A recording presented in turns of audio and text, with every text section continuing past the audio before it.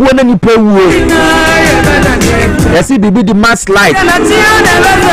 People to me drew a brand so to na share for man for so. Let the year bubu. Aye tibi wa ha. Say no sana ye Paul Dwaboase no. Aye many honorable Ebenezer Kwakwado. Any Kinsley Benny ye Paul. Sana Bicha Bogana ye na yente ye. Yamagana manyina yako. Yamabushafo nyina yako. Ya tia me amfa Florence obi ni mu yamfa ntu ye hofo. Anopa bia nka be ya bo. It will inform how you take decisions. It will inform how you relate to people. It will influence how you talk. It will influence how you transact business.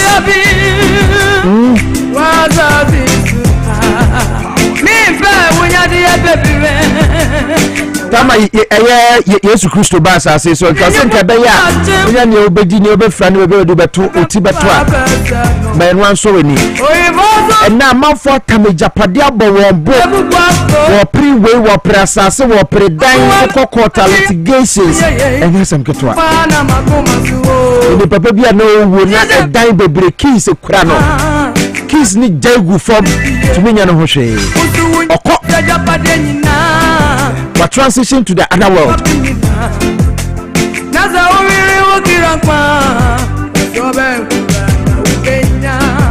But it is said that do good all the time, whether people appreciate or not. Do it anyway. You are not doing good. Sometimes I'm out for this. Now we are papa na yeding, and I'm saying now we are bonnes so na yeding. We do our bonnet and the money to me da pa a man hotono. Yes, but at the end of the day, 6 feet won't trap that. At the end of the day, who was said there, what bros is 7 feet.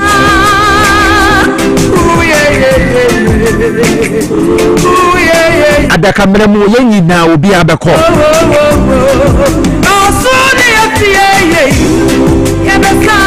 oh my boy, minimum power boto ye. Well, be any feelings. The reality has dawned on us, and then the pay say, Honorable Doctor Edward Omanebuama, Defense Minister, Wato.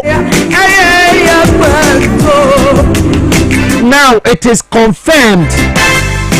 Honorable Dr. Murtala Mohammed, although they not have per se your friend comrade, Member of Parliament, Tamale Central. Oko. Ono put the mayor, your pen crab bread.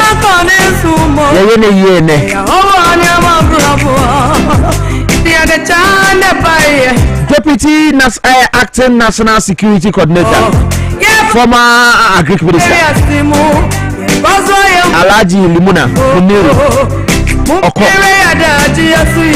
ono so anya hwe ne ono so boko iya wo na me bayo sana musutie Dr. Samuel Sapon, former Ashanti Regional Minister, former STC boss. Dr. Sapon, Power FM Dr. Sapon, Mugabe Dr. Sapon, Oheneba Dr. Sapon, Onosoko, Vice Chairman Man National Democratic Congress, 2020-2024 parliamentary candidate by NDC, Obuasi East, Onosoko.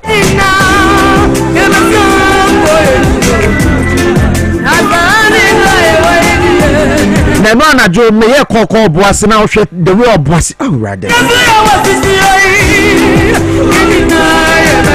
But in the moon, unim near a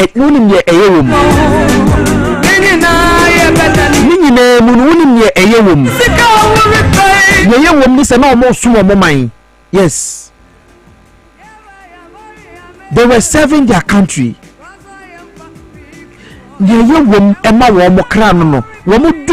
baby ese wo mu du na wo mu bu nkonta na wo mo so mo man Ghana dia ma me no mienu wo hwe TV XYZ tenei ye tena Ghana ha all the time asema ye kan se galamse se ye nsa se ye mfudie se ye nhwe ye Ghana ha ye don no bae bebe di ko amanone na se galamse ne kosoa ne nubone na wo modi etu galamse no edidi wura asase no ma European market ebedu no bi no Ghana ye de nema kombe boy ade asade amaye eba nso a what does that mean kire se o mai si kasem totoye ebeti asai ne chikakra. They were fighting for us. Now we mo kokwa ma menu mienu. Te say na Dr. Kwame Nkrumah ko nya age fa wo de ma ya na nyina ye body di no. History will be kind to Dr. Edward Omane Boama. History will be kind to Honorable Murtala Mohammed, Dr. Samuel Sapon, Honorable Abuaje, Peter Anala. Such a young guy.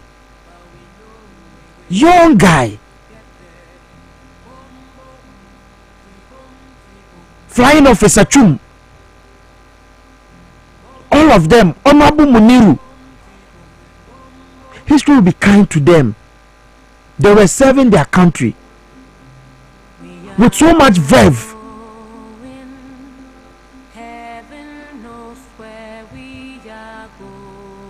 Womo kasa womo nkonko yesa adwuma no womo pupu womote womo gina ho ma Ghana ene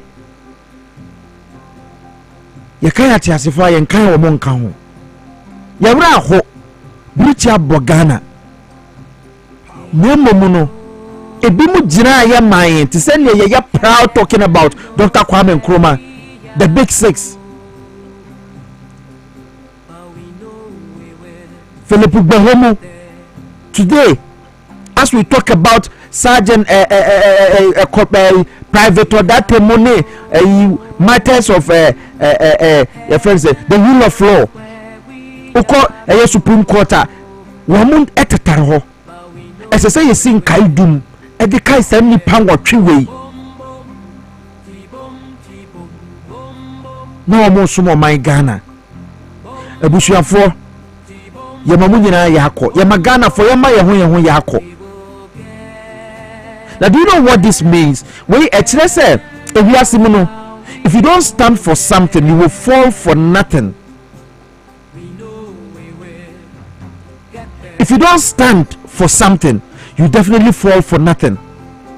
Some people say you fall for anything. No, nothing. If you don't pay Briti abogane adia esemunu mienu yeti ase ne se ewiase motowa gina homa bibi because Noah uhwe eye ensema amafo kafa Honorable Murtala Mohammed ho. I've come close to this man like I said 3 times. Anytime bia oni papa we din koma me say na papa we na dey kind of politician no ye e dey analysis na wo yi because we no odin komo bia na eye Ghana first. Just last week or so, when Diamond FM interview, Tamale, and I said, "The beer will best sorry and no beer will do wo." It will know only say we are self a fed year, a month from the man, a who dear, and for you baby because what that's what the beer will do wo. Send me where now, dear the best year. It will know Nenimbre beer dear. Dr. Edward Omane Boama, from his days as student leader, Konde Namle Gon Kolebu. A communications minister, people who have been close to him. Me Dr. Omane Boama, I wasn't close to him. I can't call him say Obia nam me kono ho anasem me friend no. Me sia ni bia efia ya obafia na ya chia ye ho nsem. I admire that man. The way I was say kasa, the way I was seeing the politics. And yes, we wu na ye kabie. People who were close to him. Said there was a mabunu so almost about Benyini, about a manual for Papa, or Maimu, Eastern Region for NDC Youth Wing, Eastern Region, Nukes, Ebedia Dancer, Defense Minister. He couldn't defend himself. That was the saddest part. But no.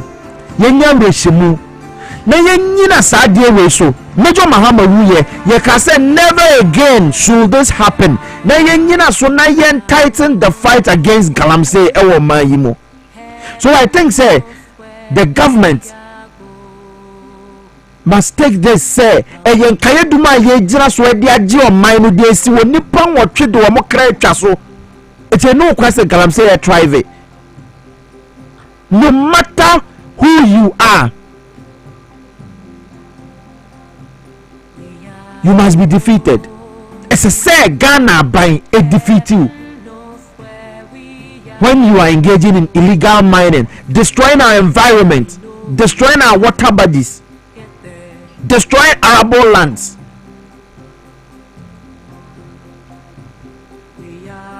Nyaka ya minu no ya said say ya betena se na ya ye ne ye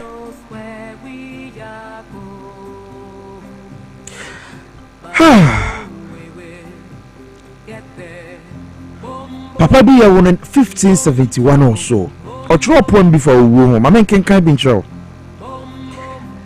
or say death be not proud. Title no death be not proud, though some have called thee mighty and dreadful, for thou art no so. For those whom thou thinkst thou dost overthrow, die not, poor death, nor yet canst thou kill me. From rest and sleep, which but thy pictures be, much pleasure, then from thee much more must flow. And soonest our best men with thee do go, rest of their bones and souls delivery. Thou art slave to fate, chance, kings and desperate men, and those with poison, war and sickness dwell, and poppy or charms can make us sleep as well. And better than thy stroke, why swells thou then? One short sleep past, we wake eternally, and death shall be no more. Death, thou shalt die. I like the last part. Death, thou shalt die. It is alright. Saponia. Or you saw personification. Etre say edi owo jira ho se nipa a wo address ne say o man human qualities etre mo say niema waye de ama nipa se wo fa nipa na manfo free say owu na ni timere da wo fa nipa no enye sa na owu ni hu yehu it will challenge death for one power say death is not even powerful as people believe, or say a temporary state. Owo efa nipa de ne ko asase foforo so and I watch him say kuku nyina no wo kura wo san eye slave na mbom no yesoma wo se fa nipa ne fa ne ko asase foforo so eti wo kura wo yakoa owu se uwo oden ba wo yakoa efiri se soma na ya soma wo eti emfa wo se wa fa wo hene mpon bi ede na akọ asase foforo no so na mbom no dakro owo na wo waye twentwere no wunsu wo bewu bi na asamasa, and that will be the day ayina na yeni asase so anope ma memo akwa aba bi mfa ma Dwaboase dwumedi so say ana show ni be kwele tributes pouring in sa Ghana months 8 comrades, 8 patriotic citizens. That's in Makwaba. Yeah, Piesie. It is saying. Adia chi ya da so tin kwam die na ya da nyame asare ho no a na yegusuo mu a yedie obey ne den bibia be fine nyame na de ma ono a na echie dana doctor omanebo amaba inside politics na oha na minia na onia miso na minia. The last, I think, public appearance at Ghana for who know accountability series. No. Was it last week? Oh no, last 2 weeks or so. Yeah. Because okoka etu ho asema ebe controversy ya me ye ho interview kwa ha me ni deputy broja Jemfia twetwen komo Emoya we shall all go Emoya Piesie sanse wa sorry se me kwa adwuma ba o wakra o som oman yi na be ko wi akire na rehosem se yasia enra mantimi anda o me da kra enye yi nda na ade achi me da kra enye yi timi si eni papa wie ye nie enipa ya wie ye enie Emoya Piesie nipa say no tira sometimes ya la amafo eye chencheren na me wunim me fancha me de bejo na wo de ji obi no wunim ne ono so de bejo me de bejo ukobo obi dua ku na fira asase so wo be chine bo asase so ana illegal mining kroya say ye pema mo papa na o man Ghana fuma gudie tuo yetu ni kwan papa so no but I think this is a wake up call. And you requires a Ghana relenting on the fight against Galamsey.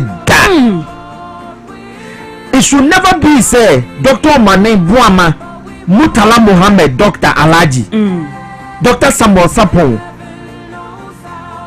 Honorable Abuaje, Honorable Muniru. Look at this man. She abrantia neira wo 2 months explain num ne ba onhu ne da ba kokran so worry just last month yes exactly no one ne yere mo come hu ne na oya pilot a wo twi every plane no yes last week ya EPA boss professor nan Brown Kluche yeah odenana professor Nana Ma Brown Kluche wo say okoka asem bi say ono dia Galamsey no no nya some few helicopters yeah and so ni say atuo yeah me kai it was last week or so we free abrantia no corner office abrantia no ofe papa ne ho ofe abrantia na nimu nyama nkasa ana oni mu di nkomo ana abrantia ne ka chen say so international laws any aviation laws ni ade a sene e wo mo pese wo mo se tackle Galamsey no a mo use helicopters na wo nye brutal no no emwa Ghana but there is an alternative it will working on some document no baba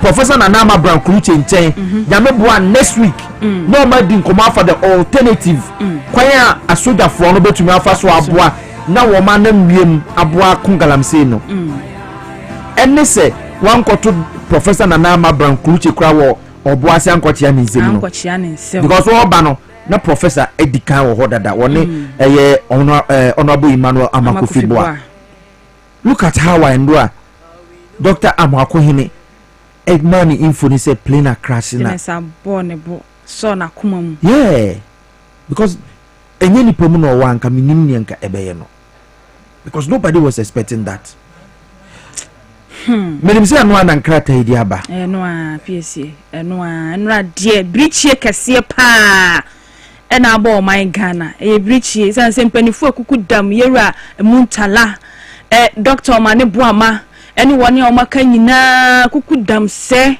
na o my Ghana ya hwe wo mu a yare hosem Ghana ato yen eni abese nom Piesie Emoya Emoya pa arapoma papa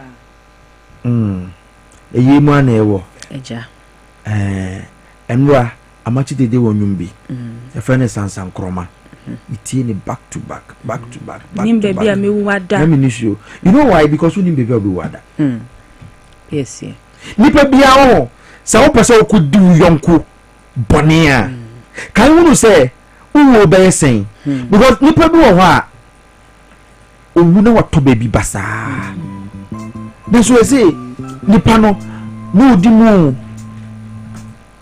me Dr. Edward Mane Buama me hwe ni video bi defense minister wo ko be anya soja ni ne besi salutu no bi ni prona na bi ni prona wasi form it tells you the kind of man he was ba nipa bi soja ni nkura me back soja ni ndi machi wa ha na yen nkura me yenya mi say baby a meduru bia yen salutu mi no owu ni so ye nipa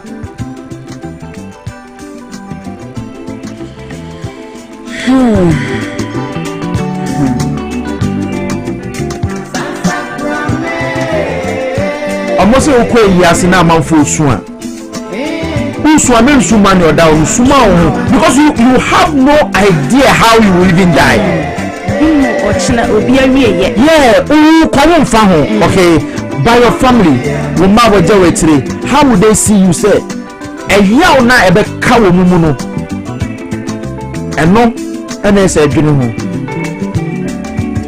Don't care whether man bo kai. Me call Basiaba. Yeah, call launch responsible cooperative mining program. Oh, me call Basiaba airport on your oh, tell you call Basiaba when you have to say me back cry. You better waso. Pilot say we dey take honorable ministers go Obuasi camp. So we dey go camp. Dr. Samuel Sapon. Yeah bro, yeah can kwaba enti ye be hia wo Obuasi.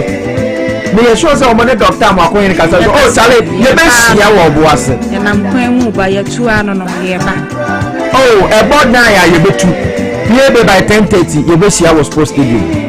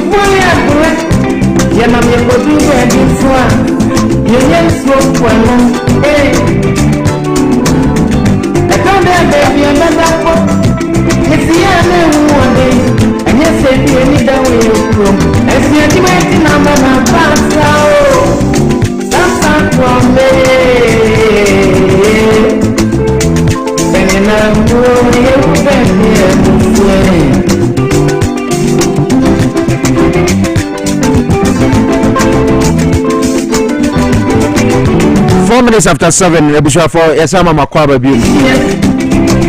Emma Bishop Fonina Yako, and now Sembia Professor Apostle General Sam Krantian Kra Eche, Mamini Bishop Fonche.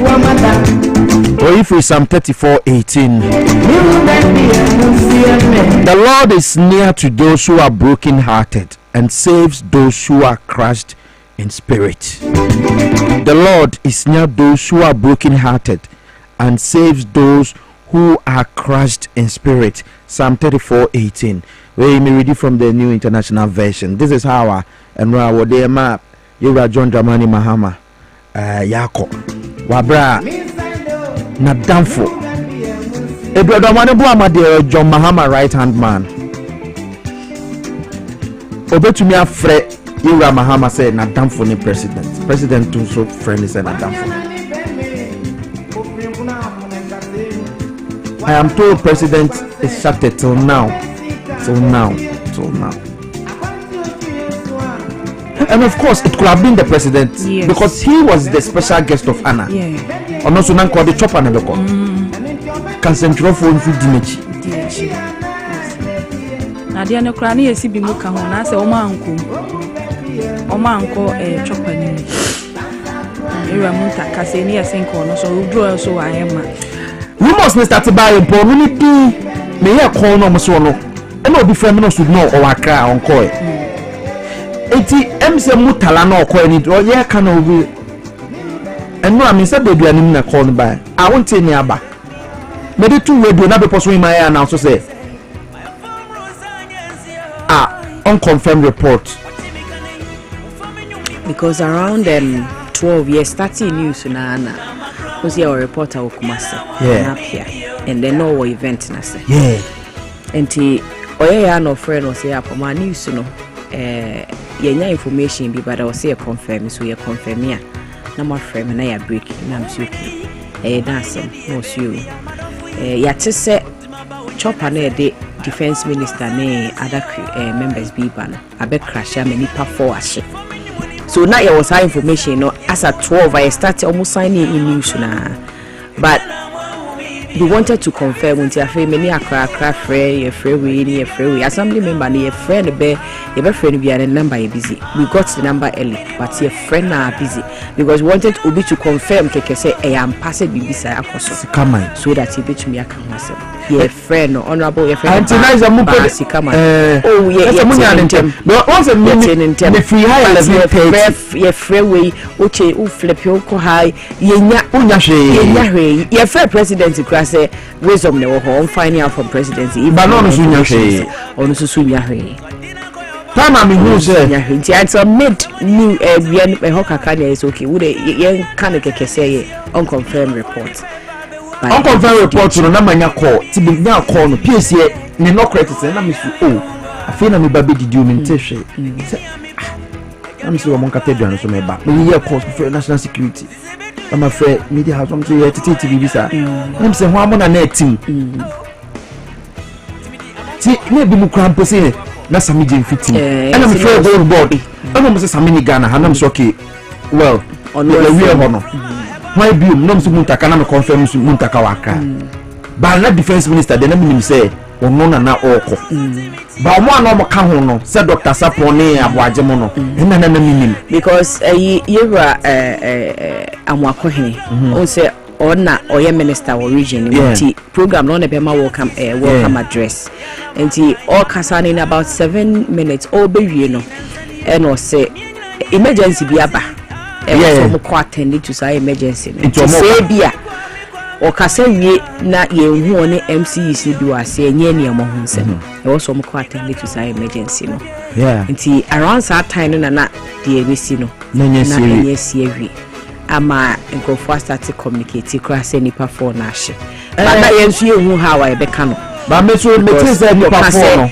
and then na Dr. Manupo Medina na ye number 1 na number 1 ti na ka o mo maka o mo kan ho ahomu just say but na afeni kan ye dey na me ka be because want to confirm it is say change from the presidency and as a Ghana Armed Forces because tama me hu almost statement no me yam shaming say chopper to free Accra ha airport na I feel more that's why na say I did 912 so I was like because chopper 2912 so weather conditions in yes said the number emergency landing 10 something no 10:30 I say wo ma land wo baby am I call until landing no and a fog nti me jidi say eno na the problem ne by because utie eyewitnesses no residents dey be assembly member almost say ade na wo form kra so form okra wani ade uhuri abetumi aso ne nsanim you know so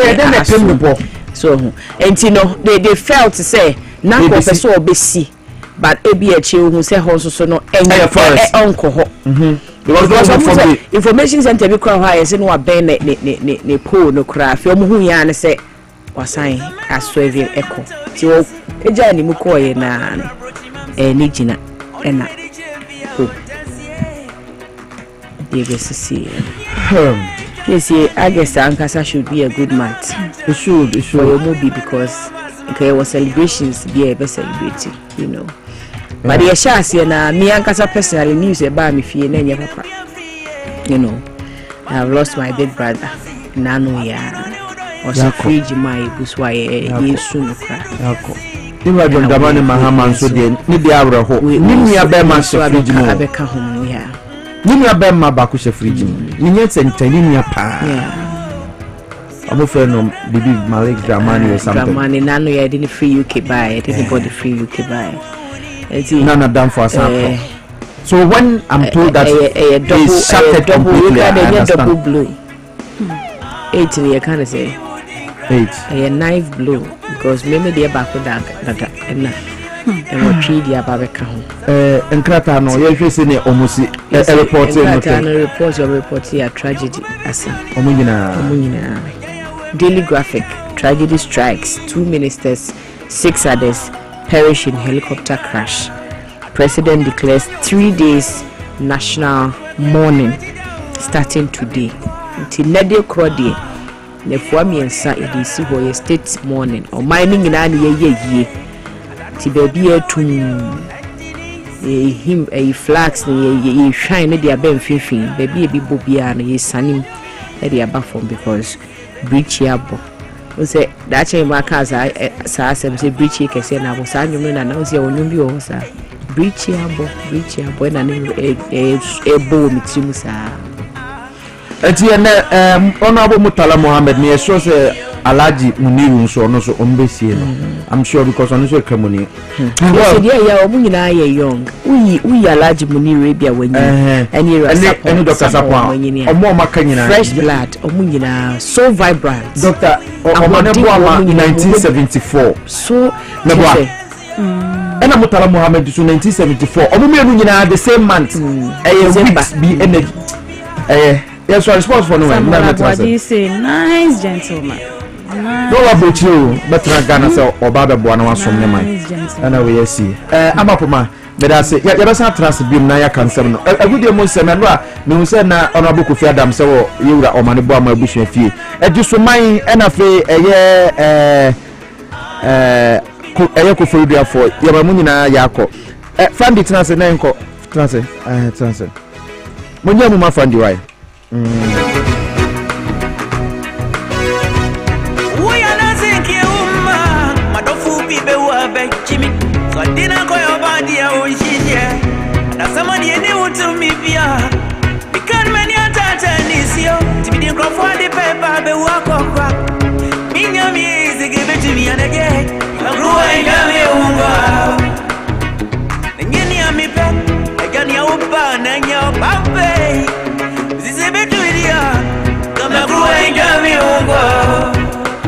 Oh, Timmy, I'm up for the paper, baby, walk up.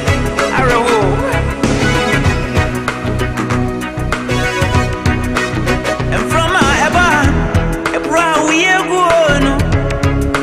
Some from a brown, the bonny arm, Rosso Timothy. Yes, he said, yeah, we are. Sanson, the Amrusubo, ain't he? My grandma. Yana mwa umibia Piesie Shazia Yana maka yanum Enti nansani Miena nye anibioti Mikwa nyina Inibiana wababio Alright, the movie be a sako be FM bra Power 97.9 TV XY the morning show Dwaboase jubedi and also gusa o tin kama no and then agude we sem and maso say yemfa emesumi see and dear areho mani nyina ye twada adwo ene edre sanse ya hwere ade e wo man mu see na agude we sem no ebeye bibi ho el kakra okopie mu de eno no ebekokore mu the Ghana Football Association and sem e de aba bonte sanse eye owura o mane bo ama no nko kan I mean 2012 2013 no na ono deputy sports minister and sports fo nyina anasa gudemu semfo nyina so ye ho aka e wa senu mu a no ho ensese jefe e de nsema babonte e de ho nsem no e be ma sanso anakopie mu a ade se ukopie mu a ade se nyaho tamaklo ede se kakra ede atudwa ede ho nsem no ma e show no so dem hye so se Roger Emmanuel the sports monarch justice ebotila the iron boy and afa Mabel ebo mechidom se producer the matna say and no permanent nsem no bro medin am so and the prince himself F to the A NDY Fanti. My mission say now me for the Kokopie or the Ghana Football Association and Drata and it's a Ghana beto dwa say I just say a penifo bi anaka e your mind e you am say kom kopie mo boase na mo kodi dwuma bi enfam bo o man no eno and it's a kopie mo dia I say me chopper na kom de ko na helicopter na nka omode ko akakodi dwuma no antimi anko ankodru e ade say konya kwehia e wo eye akwantifia eno enam so ema nkofo na say nipa nwotwe no mo nyina ete eye wemhye no mo nyina atimi aka enchinegu a eno eya rehosem a abebo o man Ghana isi eno and the Ghana Football Association e de krata ababonten ni nyina efa eye Dr. Omane Boama no and the defense minister sisi a ewo man Ghana mu enkane no 2012 2013 ono ana na eye deputy sports minister no hye ema ye gudemu nsem ne ba na ministry so no ma na ohye etoban by a comma obibia my food musem enso ekon ke no enti Ghana Football Association ejina no so e de krata ababonte atro eye condolences e de akoma ebusuan nyina se ebusuan nyina enje na omnyina ehuni se ade se Ghana Football ye nyina ye da etan omachi na se ne omnyina na echa dwadwo no enso e wo ho no enti ukopiem de akofa na omnyina eka ho e wo board ne so anaso omnyina e wo chopa ni mu a omnyina eka anchini guye no e se ukopiem ne Dr. Edward Omane Boama no enso eka no na defense minister isia e my Ghana asi anafe Alhaji Dr. Ibrahim Mutala Muhammad ono so minister for environment no so eka ho bi anafe Alhaji Muniru Muhammad ono acting deputy national security coordinator anafe Dr. Samuel Sapon ono vice chairman the National Democratic Congress no so eka ho bi anafe kopiem dia na se Mr. Samuel Abuaje ono ye former parliamentary candidate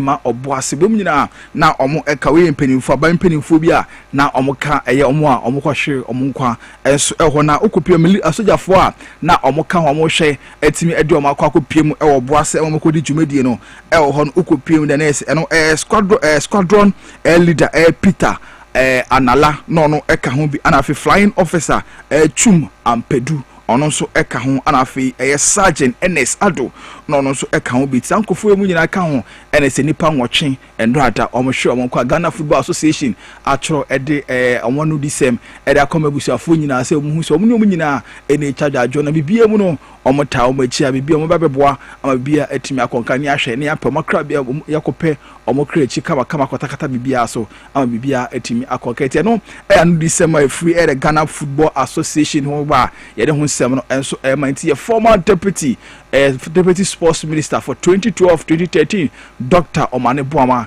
enso eka ho bia endrata omu ere omu nyina ejina ompushi amakwanshi wa no omoko makodi ejumadi eti amomanti no ayare hosema eno endrata eto Ghana yede ho nsem no enso ede emana mo yefiri onom ne consent from the Kokopiem the parliament and so akache no ranking member at the parliament youth and sports committee no apparently at the Vincent Equal asefua ono so e de sekakra e de atuja ekwa e de afa GFA emra GFA de ba tuja se ade se no choda koma FIFA se ade se tetem no on person mo kwa FIFA agye atum no na pa de ba bonti no chem se o se sansem ne de e wo se Ghana for ye sorry na Ghana football stakeholders no omunyina sorry no munkwasa entiasa ade ne sanse ye kotetem na ebe ha dwen ama ye gudem se mra ye de hwe de boy ye gudem hu ban no ade se be ha ne ye pa isanse o change mra na asade mra foforo asaba no ebe ha dwen ema nyoma enhyara enkoyi enfamanti ade se nyame ado on the 12th of August no congress ebe koso no se asa aka se Ghana ye be gi atum congress na se no se congress na o se eye mpenifu stakeholders makoshi ase congress no omo hwe nim se ade se sa ade no enya de ombe gi atum enso elho eno ene se okopia Dr. Nyaho Tamakulu eda abetudwa echim se sansem no a course with the Ghana Football Association obeso nko 30 radio say selfish interest nimo no kaso bibiara be wa adwen say obe amendment in your say ebeko square amount no say bebetima atena so for the 30 and so atena so the ABB no ade say a threat at the more mine part yenhwe ni ye straightly pulls the number of terms a GFA president can serve at 2, and this started during the era of the current president. I have further warned that history had repeated itself in several things in this country, and we don't seem to take note of that. To me, anyone who wants to stay in power perpetually, especially by twisting the constitution to suit their interests, is a danger to the organization. Etiano sama Dr. Nyaho Tamakulu editu Jowi no Sanso 2000 no chem say ade senanka ne nam from mu say Prosper Harrison ado no general secretary edema the Ghana Football Association edikotuja chem say ade say clubs ndo na ene church de ma the Ghana Football Association omonhwe na omonkonko seke for the 30 no na point about the chem say house folk there la so kan opa de nya de say house folk etimi echro ko na house folk there sa 30 no omon support it. I know the half of what never, and at least we have not had such a discussion at the board level. My great from no proposal is submitted to the FDO, not House of Hope, and they should not appear. We will have to bring a very, very forward. Etiano sama Dr. Nyaho Tamakulu edituja ede ho nsem no ede amana okopie the ministries of sports and recreation they are say ade say ade okopie communications director ede ma eye Kumase Asante Kotoko apani din ede lawyer Safu Duku you see ade say ade ya appoint no the ministry said ono na legal advisor to the sports minister you see ade okwa sports minister nipa be advisor no eye eba mra ho nsem a efa good nsem na abrante apani din ede lawyer Safu Duku ano ye Kumase Asante Kotoko communications director no ono ana esi ade oba begine mu atoba ajwa esi ono ana appoint na okopiem eno ho ensem eno na okopiem the Ghana Black Starlet under 17 for na kache no omo de senka kra era be tuja na no atendra ana esi ana Tuesday no ana Roger Emmanuel the sportsman etina dwemu export so TV XYZ so tina no ana akopiem equipment officer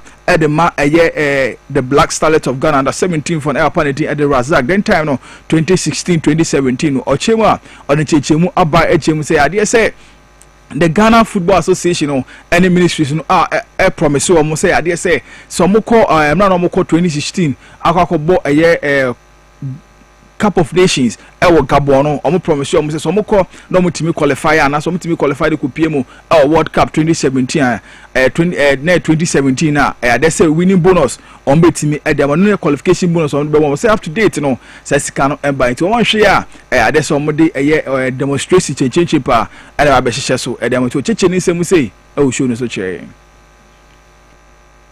Burkina Faso na yede Africa be bowo Kepos Ivory Coast okay na minister fair say na nilanti no fair nilanti or fair team na o pe kasa o dressing we say ye ko Ivory Coast ye nko qualify okay be ye qualify ba na ye win bonus no ye qualify bonus na okay sata na ye win bonus na qualification bonus nti ye ko ba ye no ye ko qualify ye mi ya dum na ye qualify ye ba no na o fusi o put the nyama tutu kwam na ye saka ye qualification bonus ba sata na na ye be ye election no election nti ye see general election ye na ye ko AFCON wo Gabon no ye ko AFCON na ye go di second na ye qualify for World Cup okay o na Pius Ajide Pius Atam no a deputy sports minister. Okay tina say Atam no na nilante mu administration no yes sports minister yes tina be on our Kesia Mani Pius no nti na ye qualify for World Cup no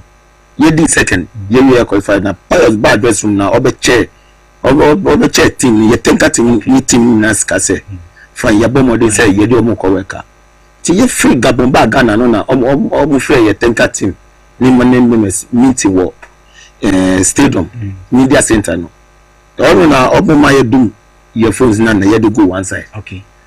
Some are free or no ban say your qualification bonus no yen kwaji wo DC for no ba omo ntimi ntua ba DC time na ye ball.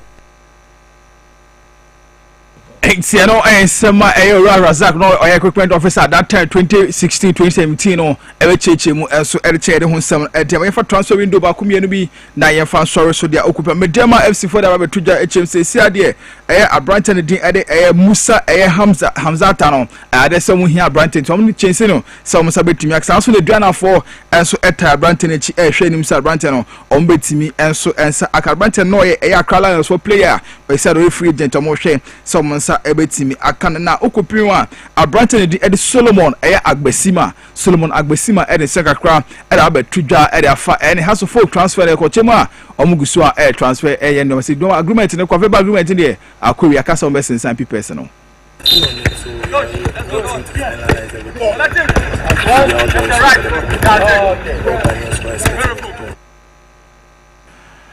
no sema Solomon Agbesima ere ede ho sem no ede amana okopiem abeche United for the say ase do omoso anon so echem say ade say Abranten Dennis Voterian ade say say no matimi assign red goalkeeper ede bon we say no assign no so ede ama ede ho sem no ma yenko Afcon sensemu na yenfa sorry so dia okopiem say ene no so tendrata matches ni bi etimi ekọ so e chan tournament a ekoso kama no na okopiem say ene no so etimi ko Burkina Faso etinefie Central African Republic ebom ekapolpol 9 emomo etimu mienu Mauritania etinefie ma Tanzania etino ebone kabako a ono so entimi ensim adabra ke ne matches ni bi ebesan so ato so DR Congo etinefie no ne Zambia edi abo no 1 pm bp ana sa match no ebe baso sanso ana kopiem de Angola eni Kenya enso ebebo no 4 pm ana sa match no enso ebe baso kama no chan tournament a koso a yede ho nsem ed amana AC Milan form head manager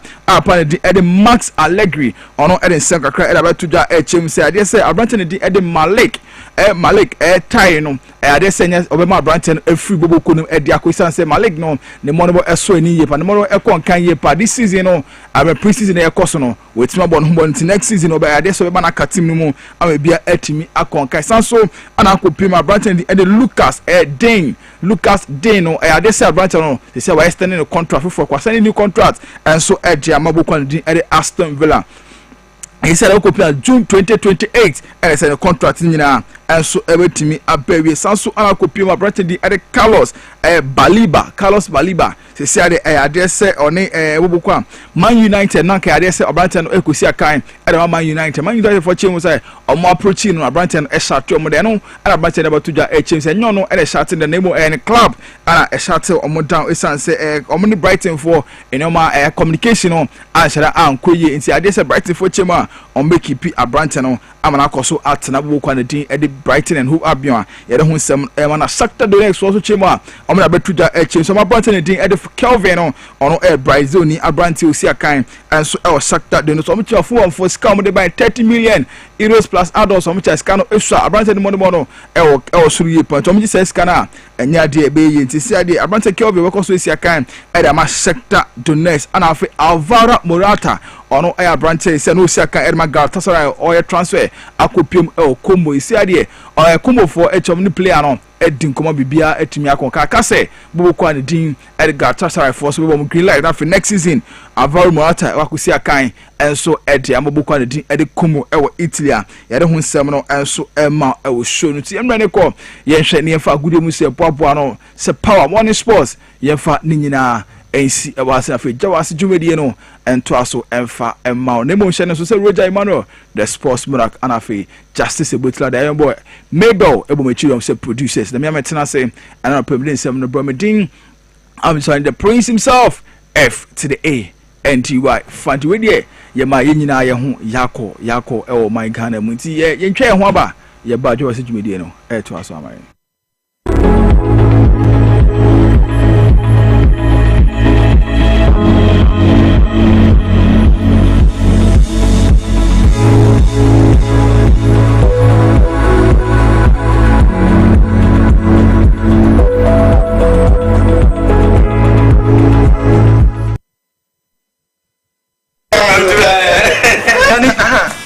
Missy Menanum.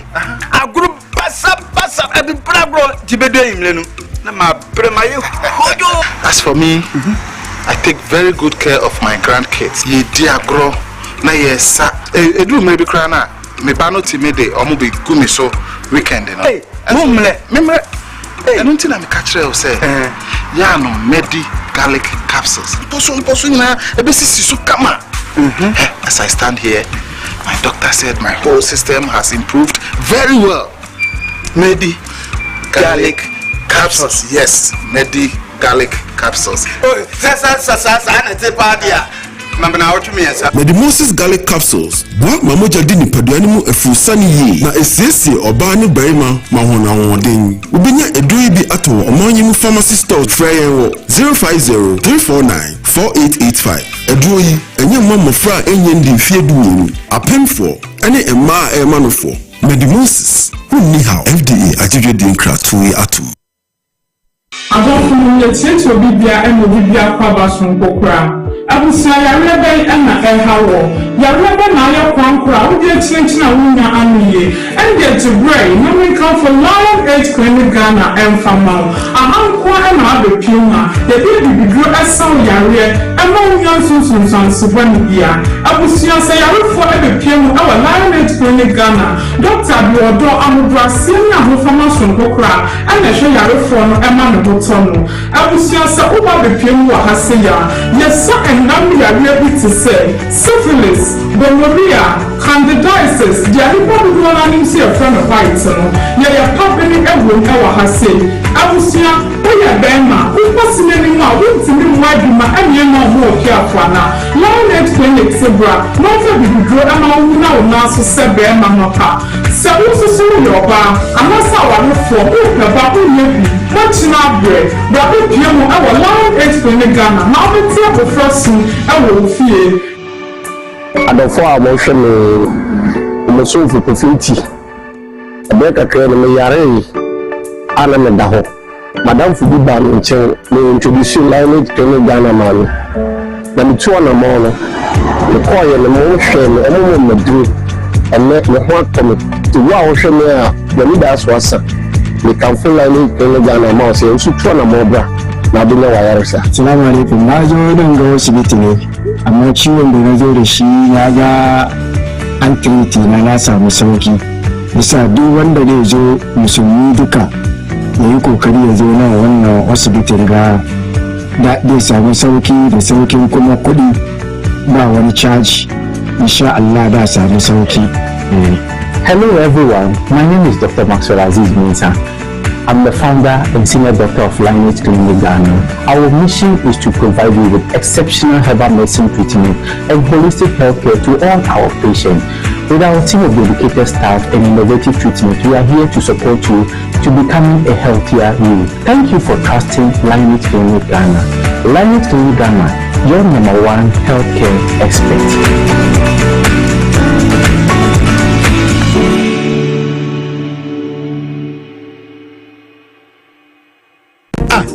Na ya obeya oda formason ya funu emunumuni. Oh Mr. Entry also ya titi be benfie pi nanso ne yamu nyono da se me chew no ahodo amato a me hunu hwe a ebe ya nwanwa menyi ni se what ulcer tamfo hexa capsules any hexa mixture ya no mbom kotia ulcer no bia ma no anom anka no hoto no dadaada ulcer drodi eno any hexa capsules any hexa mixture ankom ni nchiremu ulcer ye kura eto ye funu ene ensunumu etuma wo ye funu ekekawa wo je wo ho a enyi ulcer etumi ema wo ye cheko ebra wadidi awie somehow eye ulcer there compare hexa capsules any hexa mixture nanum bom na ho abeto pedudu etu a ko okanshi drug lane Kumasi Dani Herbal Takrade AA Mensa Anafre 02038228855 Apefo abatan ya wama won mofranofo ene mofra woni mfedu mienu enka ho Hexa capsules ene ne mixture ulcer tamfo edie age edwadie nkrato yi atom.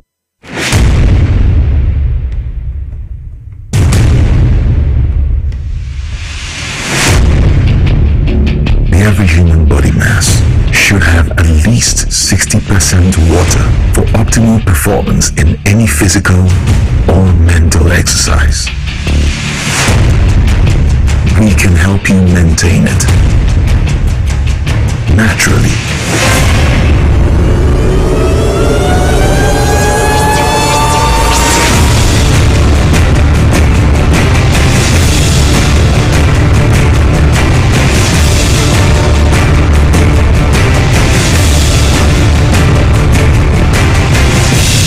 X Natural Mineral Water. Simply natural. For bulk purchase, call 0596 273 546 or 0596 273 547. This advert is FDA approved.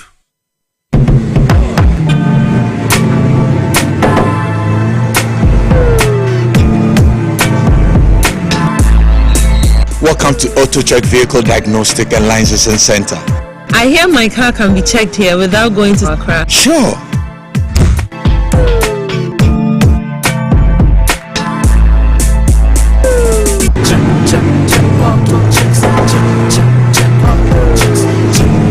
Emission, check. Alignment, check. Brakes, check. Visit AutoChecks at Koforidua Aquadum Road for the roadworthiness of your vehicle, from saloon cars to heavy-duty industrial vehicles. Madam, your car is now ready for the road. Thank you so much. AutoChecks, check.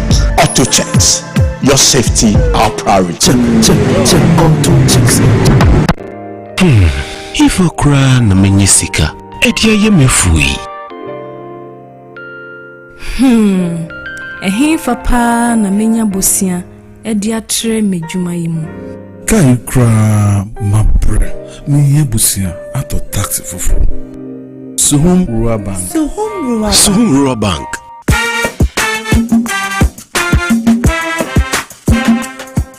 Yemamo akwa baba Suhum Rural Bank. Ye won hyehyɛ ahodo bi te sɛ dwadifo abosia, ekoko abosia, susu account, ene da so wo ho savings account, me bada chain savings account, ene de keka ho.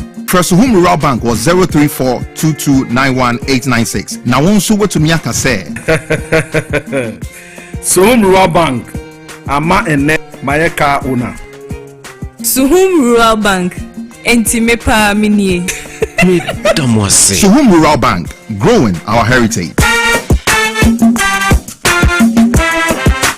Ghana, get ready to win big and live large with Mega Cash Lucky Box, the game where you could walk away with instant cash prizes. It's easy to play. Just dial *426*5# on all networks. Follow the prompt, pick a lucky box and reveal your cash prize. It's that simple. Win massive, up to 500,000 Ghana cedis. Don't miss your chance. Players all over Ghana are winning now. I won! What are you waiting for? Dial *426*5# or visit www.megacashluckybox.com and play on our web portal. The minimum to play is 5 Ghana cedis. Your lucky box could be holding that big cash prize. Mega Cash Lucky Box. Dial *426*5# and win instant cash today. Don't wait.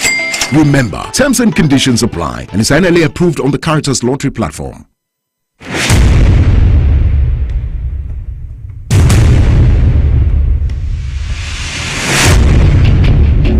Every human body mass should have at least 60% water for optimal performance in any physical or mental exercise.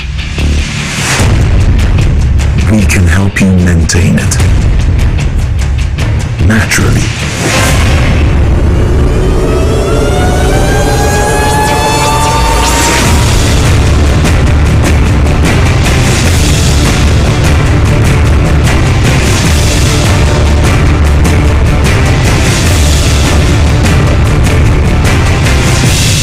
X Natural Mineral Water. Simply natural. For bulk purchase, call 0596 273 546 or 0596 273 547. This advert is FDA approved.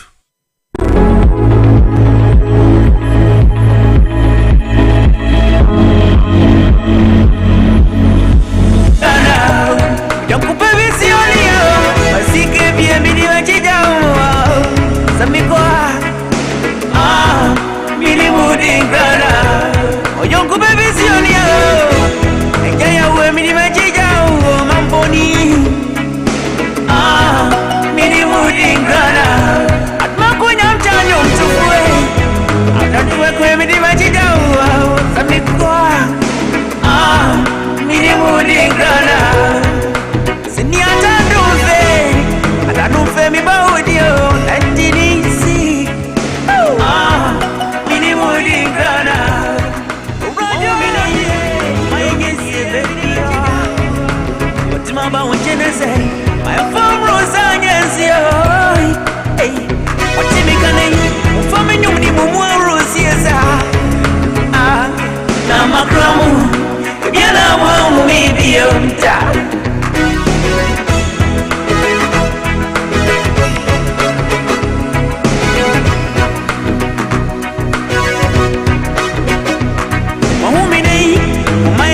Baby, I'm out of way.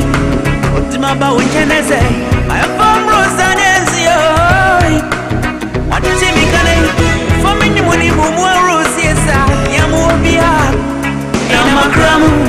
If you're not one, maybe you. I feel the same moment, yes, you know. I give you a man go. Many more in Grana. I didn't know me, Grana. Yeah, the piano. Minimum incredible.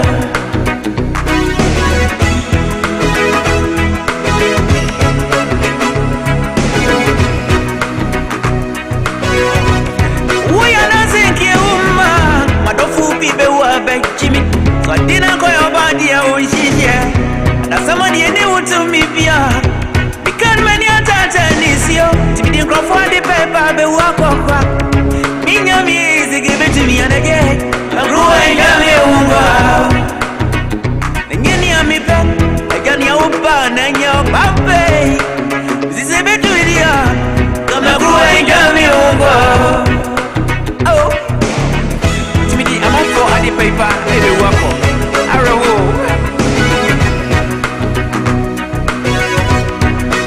And from my heaven, a brow we are going.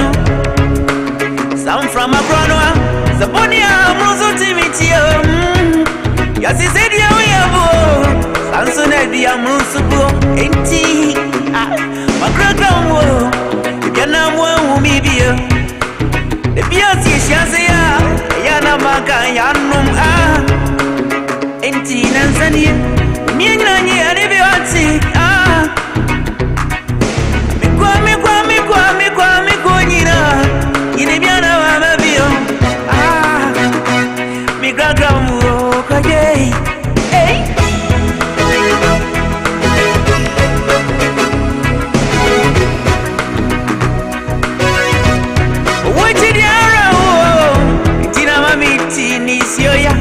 Tampa be one me figure do.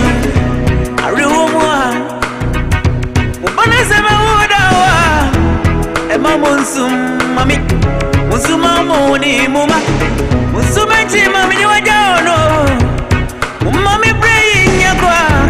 Mami watching sisa. I just saw me crab it around over. Ya no way. Betimi mami o message amu. 43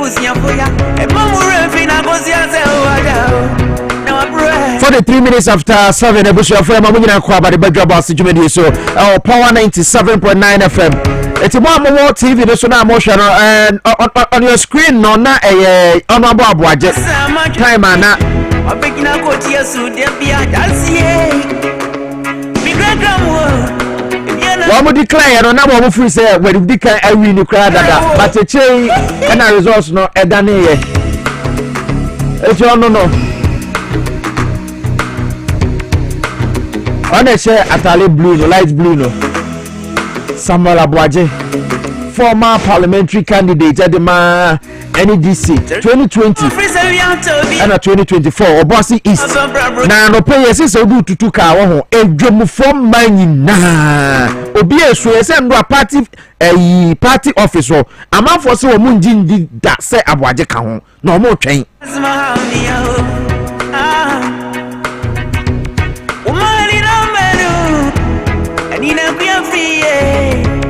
Obuasi man ya mamunyina yakọ Kamalefo ne Kumbungu ya ma ebusuafo nyina yakọ Ekokofo obi a fijase na asokore man enura eho butu asokore fo de share ba ko efijase fo Dr. Nwema Donkoko Dr. Marebo Amansoko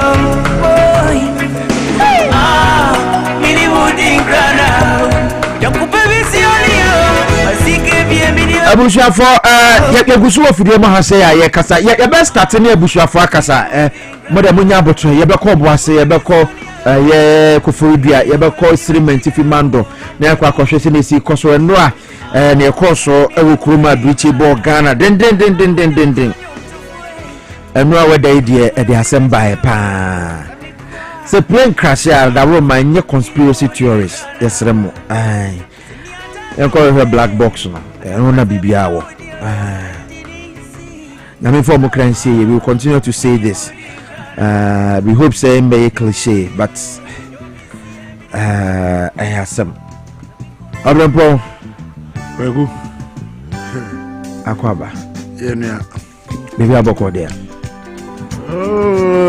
Ashara nya boko me akra me nim ntimpo me bisa wo no de enye so no beti no ko ni fiti enra akini bebre ni ma bebre ni yichira me Andra time of frame no ni ma bebre ni yichira me but ya yi ni pay na yenim ni ay waye nimi de be kan ni se Yankopon wo de open no ye sa na ya kire se ye engine ti ana no pay akoma mo ayedru ni sio afọ abusua empa niema kosupiti no abepemene no kwaku anodi brichi abogana ya wo me bepem na menti sa akwanhia we bi da anodi akwanhia we nya kwanhia eye se ka kwanhia si ba edupre kwanhia se si na nipo yetibu amanfo amaso ba anodi meba mamenko ahoma so mra yakwa santimantemo ehona na sa de we si ye constituency na district si ye no em say eyakrofom yabako ho ye ne ma shebe dwani ni so ba kasa ba yenko kumase na ne na apia entwetwe nkomo na apia yensem twani o kumase ma tie nana ejo so minia we the beach aboye nyina oh my Ghana enwa na program ya ekosuri ewo boase a na Dr. Eduardo Boama edi other statement enim say wono mo baby oko program na asibi wona oye yensem twani faye kom eno anopa no tama ufi kumase a wokwa wokoduru e de na si porte kopem say accident no ye be announce say plane na crash I hope some any the way you could near my home. Said okay, and no, I'm a panel. Nya crowd, the media lance minister, that or my sister, idea the boy, a former good dear you to send a be responsible. Na young man basa the only I near Mogua Enra anom say on Babelanche. Inti if there 3 days ago national cancer na working na fire na mabontin fire no kwa na mabontin no ye excellency John Dramani Mahama and that's why him so no mum and Babelanche say dwumadi no e oboase that park. Inti ya ni mu an enra da madi no empon so be do say ye beba ye beka kwalanche.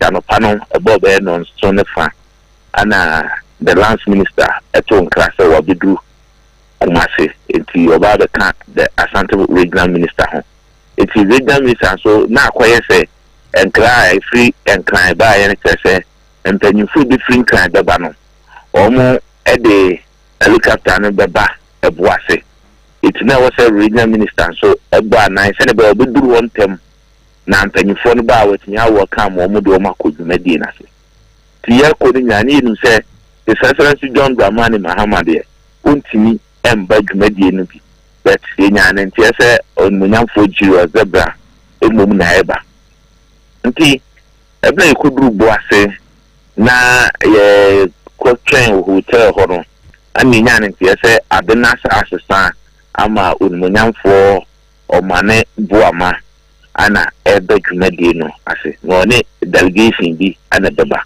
nti omo de helicopter nti anche ana lance minister be kan ye ho hotel no wo boase ana ye twen kakra na dwumadi no se se no nko no because per almost information almost training kan say look at and baby group was 9 ka yire so by 9:15 there airport 9:30 the na say dwumadi no ahase na yakọ ti ye twen ya manu bo nondu na dwumadi no enhase ti reader me some that time so ne dey koduru ho anopa be no twene fa no na nsuo to ya free kumase kwa na me bedu Dwaboase even kama ye be say dwumadi na nsuo to gidigidi pa wo ho ene ma na uhu se ebo asi ene ade if ema program no kwa delay kakra the time about 10:15 one ana asantuman tom so for and the lands minister eba be pm dwumadi na se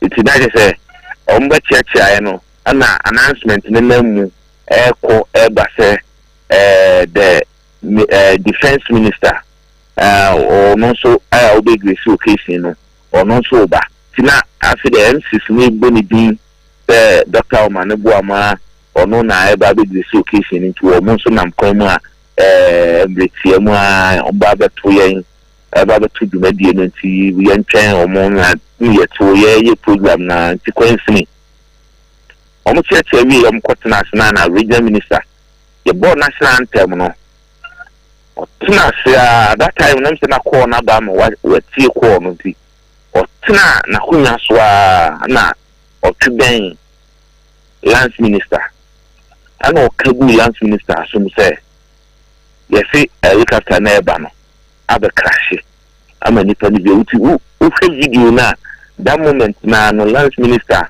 edmen sab no koko say usi say ti wa no so yi ni phone eti program no na program no so MC for na cassette na ekoso ana regional minister baje microphone no to ye no so man speech preko to kasa ye no de to so say ka hemfo no to o mani no mo hu se ono ne ampanfo bi o mo so han DC ne MC se wa no we o mo hu o mo a e ma na nyo o mo so o mo ja o mu na emergency yes to pray and or attend to side emergency no eti ye nhwe na omo na program no de be koso na ye nkomra na yiwia ye be sa ba program na se ye na jan sem trafo no ko ye ni adan sem trafo no ye nyina hu fitra kan tu kanu na che information na ba na even soldiers no kura no omo nya information free akra ba se helicopter na ba no ayira wo wi pe omo signal na omo pe no ayira wo wi nti oni hunu ba bi afa nti also mo hwehwe ene sa ayira wo wi mu dia definitely dia na BBS nti soldiers na kan ye ho ni ade ni e ko no ni ya ti anse am say adanse akofu nti dia man you who say you kuru ni mu na isi ye ne ye say na forest na de si ye no mo do go nti bi mu huni ti eno na ma message no ba abonten ti am say ma you who say kuru mi ana asem free Dwaboase eko adanse akofom sa kura ye kopie mu no ye fro sikaman bofrodu almost about 2 hours to 2.5 hours journey one car say near the nam now he kwan so sanye cosmin siato mo kasu siato ana eswaye tro mo kona pa nka kranka na yidimika ni say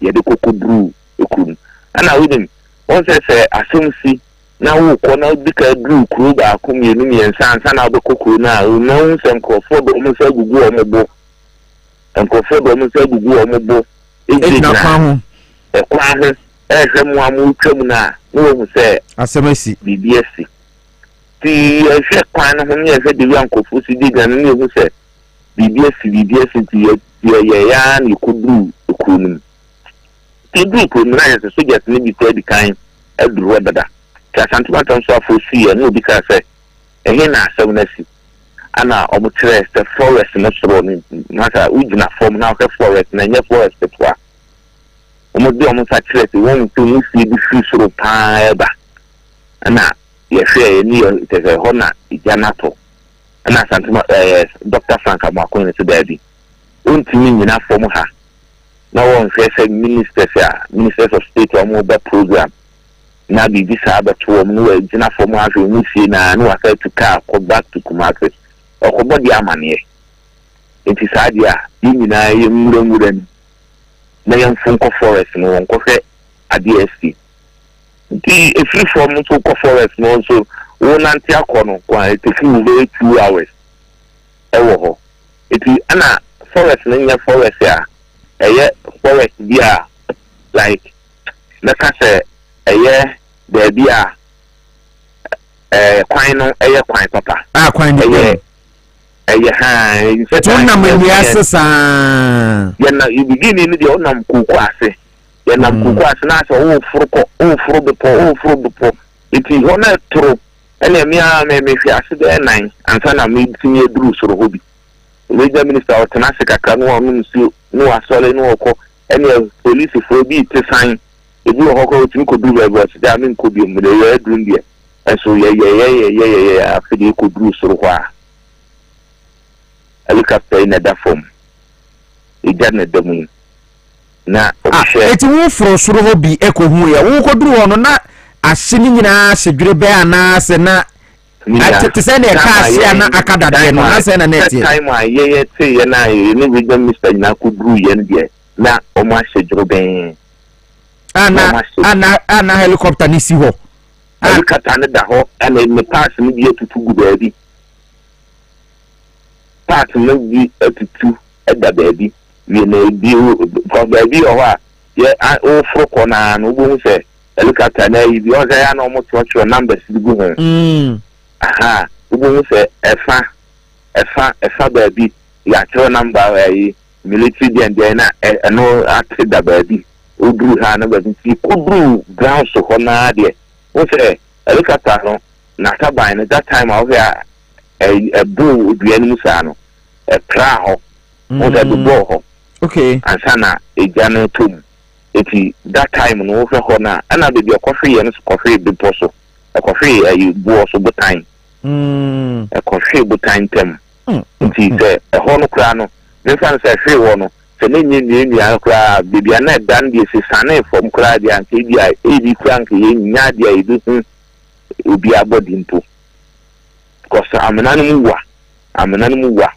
nti abra regional minister you could do ho no fe de we no mo se ase no na obonani a so untimi nyina na oye say baby untimi nja say enko because that time na edina omo ba no edini na ba bontia na ye hu say wie mu ti regional minister dey also no say o medical background nti na ofe wie na untimi say wie nti omo ekofa bottle efri kurumu ho not before the fertilizer bottle ni adebai nti ofe a o timid na ni fa o si wi mutala monsa na nsangu bottle na monfansi ha wi ye o mane boama monsa na nsangu bottle monsi ha Dr. Sapon onse o mo a na politics no we mu no ni mu o mo o tan no msia ni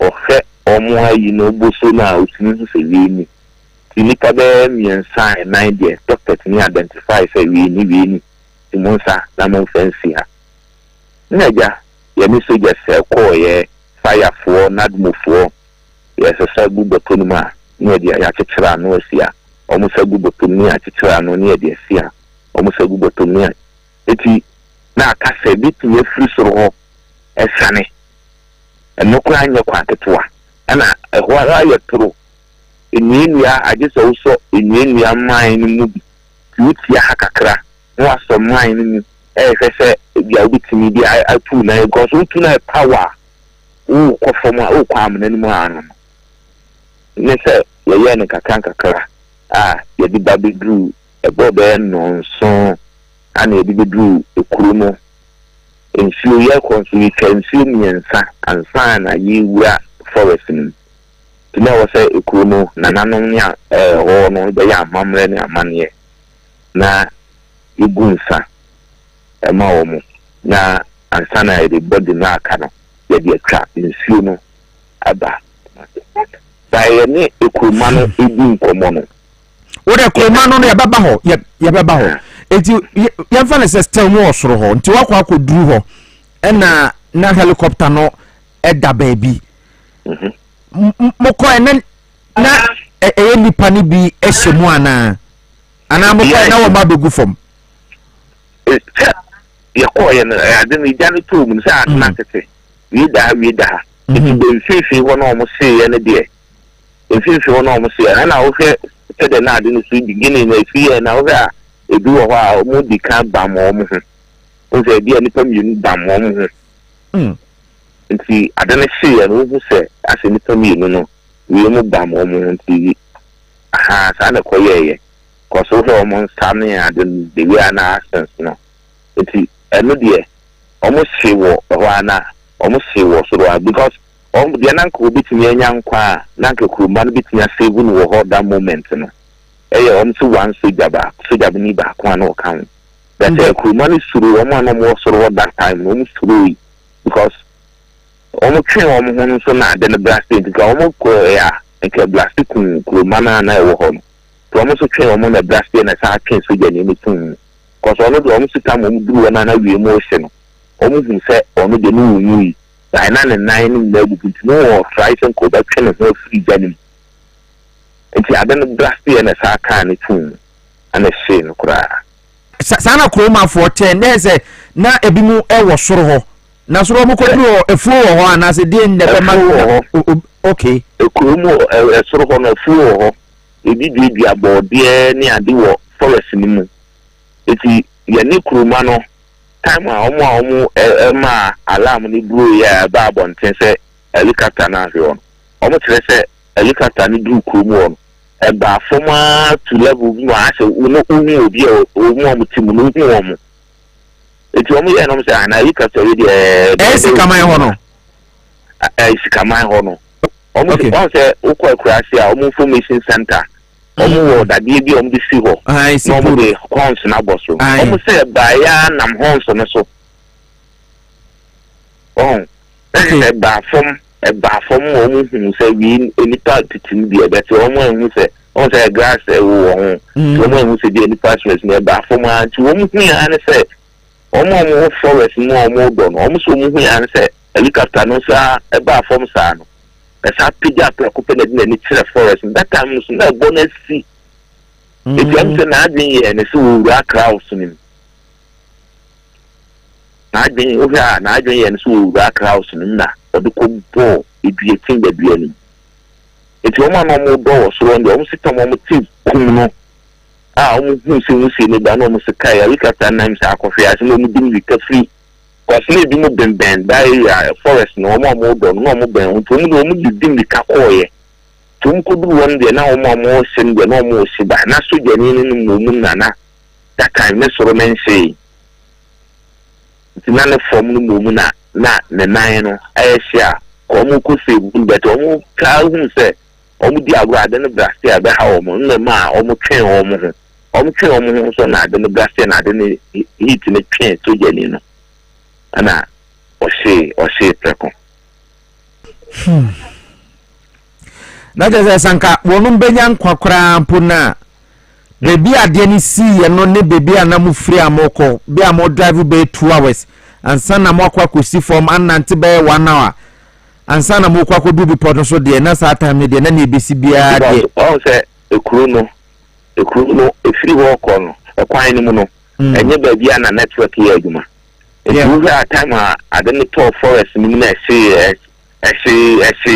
oya ese ansa na omo baba amane ko mo anan ko mo ko try so ko mo ku se wu omo no a omo ko mo ku hu se omo ahye no omo mum na baba amane se ade na yere ahye it's that time no de na ye te ye na ye ba bi dun de na nya de e bitimi abi se wu bia wo independent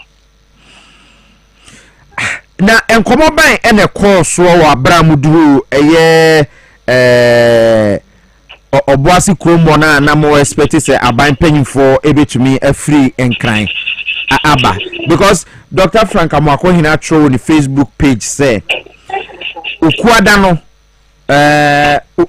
no na na Dr. Murtala Mohammed eka say oba eti won arrange car en fama no e wo Kumasi airport ema ono arrange car no ba one friend driver ni na ono so a one friend no eti onim na esi ye no onim se okan eye plane ho because that time I acquired no na you said definitely say o man bo ama or ban defense because na soldiers no be here more it which means say ma soldiers ni aware say defense minister Dwaboase what the defense for military for aircraft never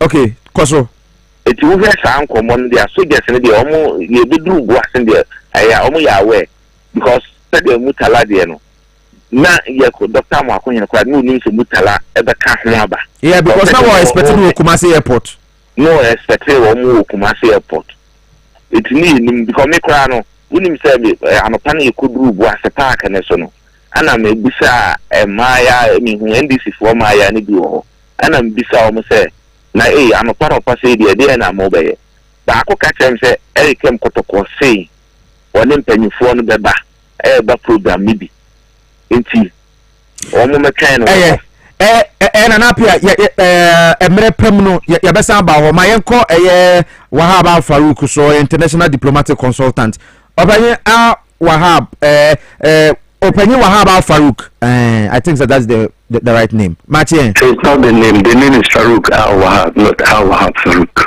any producer neti eti Farouk Wahab mon correct na mame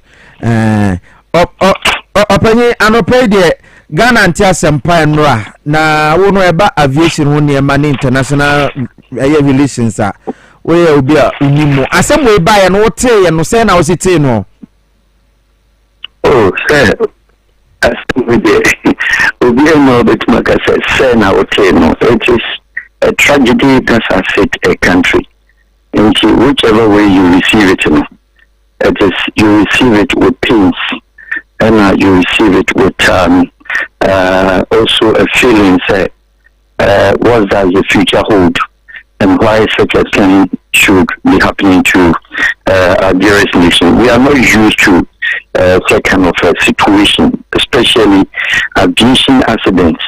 I think Ghana, we've been blessed to some extent say you will be over this country. Some very few ones are maybe Israeli flight, cargo flight to be a crosso airwork and military. So I think they've had once way back or twice of such incidents.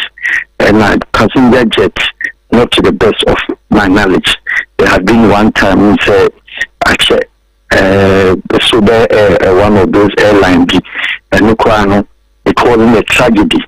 When we shouldn't tie in the air when landing. And was carried off the runway and probably Nipaka Academy accident. And marginally, compared to Nigeria, Kenya, and some other countries, Kenya incidents, God has been very faithful and very grateful. Why bless Ghana, in Kenya. And I think in the history of Ghana, this happens to be one of the worst. Has time to be corrected until you can understand how the whole nation will receive such kind of very solemn good news and very sad news. In aviation, no say bus jet say and as a helicopter say a bit tour. Ana protocols being and the course especially when your fog rim na as a rim kusukuku na doso sano. Okay, I have my concern greatly with the radar control, and then also I have my concern with the Air Force and radar control, especially that is when it has to do with a military jet or helicopter A2 and any jet ATT off airport. Ghana radar control is one of the longest and the farthest in the West African sub-region. What as in means it's a flight to Lagos, which is 600 kilometers away from Accra. Ghana radar control to me pity immediately. Ghana radar control to me pity almost up to Ouagadougou. Ghana radar control to make PK flight at Tikibet 30-40 minutes from Bamako, Mali. We have the farthest and the longest, more than the one in Lagos, Murtala International Airport. So now it means that all jets, all helicopters, all private jets, all passenger jets in the airspace of Ghana, the Ghana radar control is able to monitor and to follow. Now, and then I'm radar control to me advise Passion Air, or advise African One, say you can't go to Kumasi at this time because you are flying over the eastern region belts, the Alpines, the Coal Mountains. You cannot go. And then Ghana radar control, it means instructive flight only to Kumasi. They will send them back. So you can't land. It's foggy in the back. No maba. It has happened twice. Passion several times. African world, Wako to Kumasi, back to back in Europe. All these things have been on the instructions of Ghana radar control. Now, this particular issue, in my view, at the time the radar control claims said the aircraft is out of the radar. What time they normally determine say the aircraft, the helicopter is out of the radar? So if the helicopter is out of the radar, the helicopter is taking off 9:12. The news that we had approaching 10 o'clock said flights in extra radar. What we are reading is the military started preparing for evacuation or preparing for whatever that they were to do. Radar control. When did they lose contact with the flight? When did they lose contact with the machine? Because we see eyewitness account on the ground now, of course, they are not technical people. But in the watching a year to one share, but was used 10. How many minutes and a sound flight, let's see, Tiki up to Dwaboase? I presume say no longer than 40 minutes.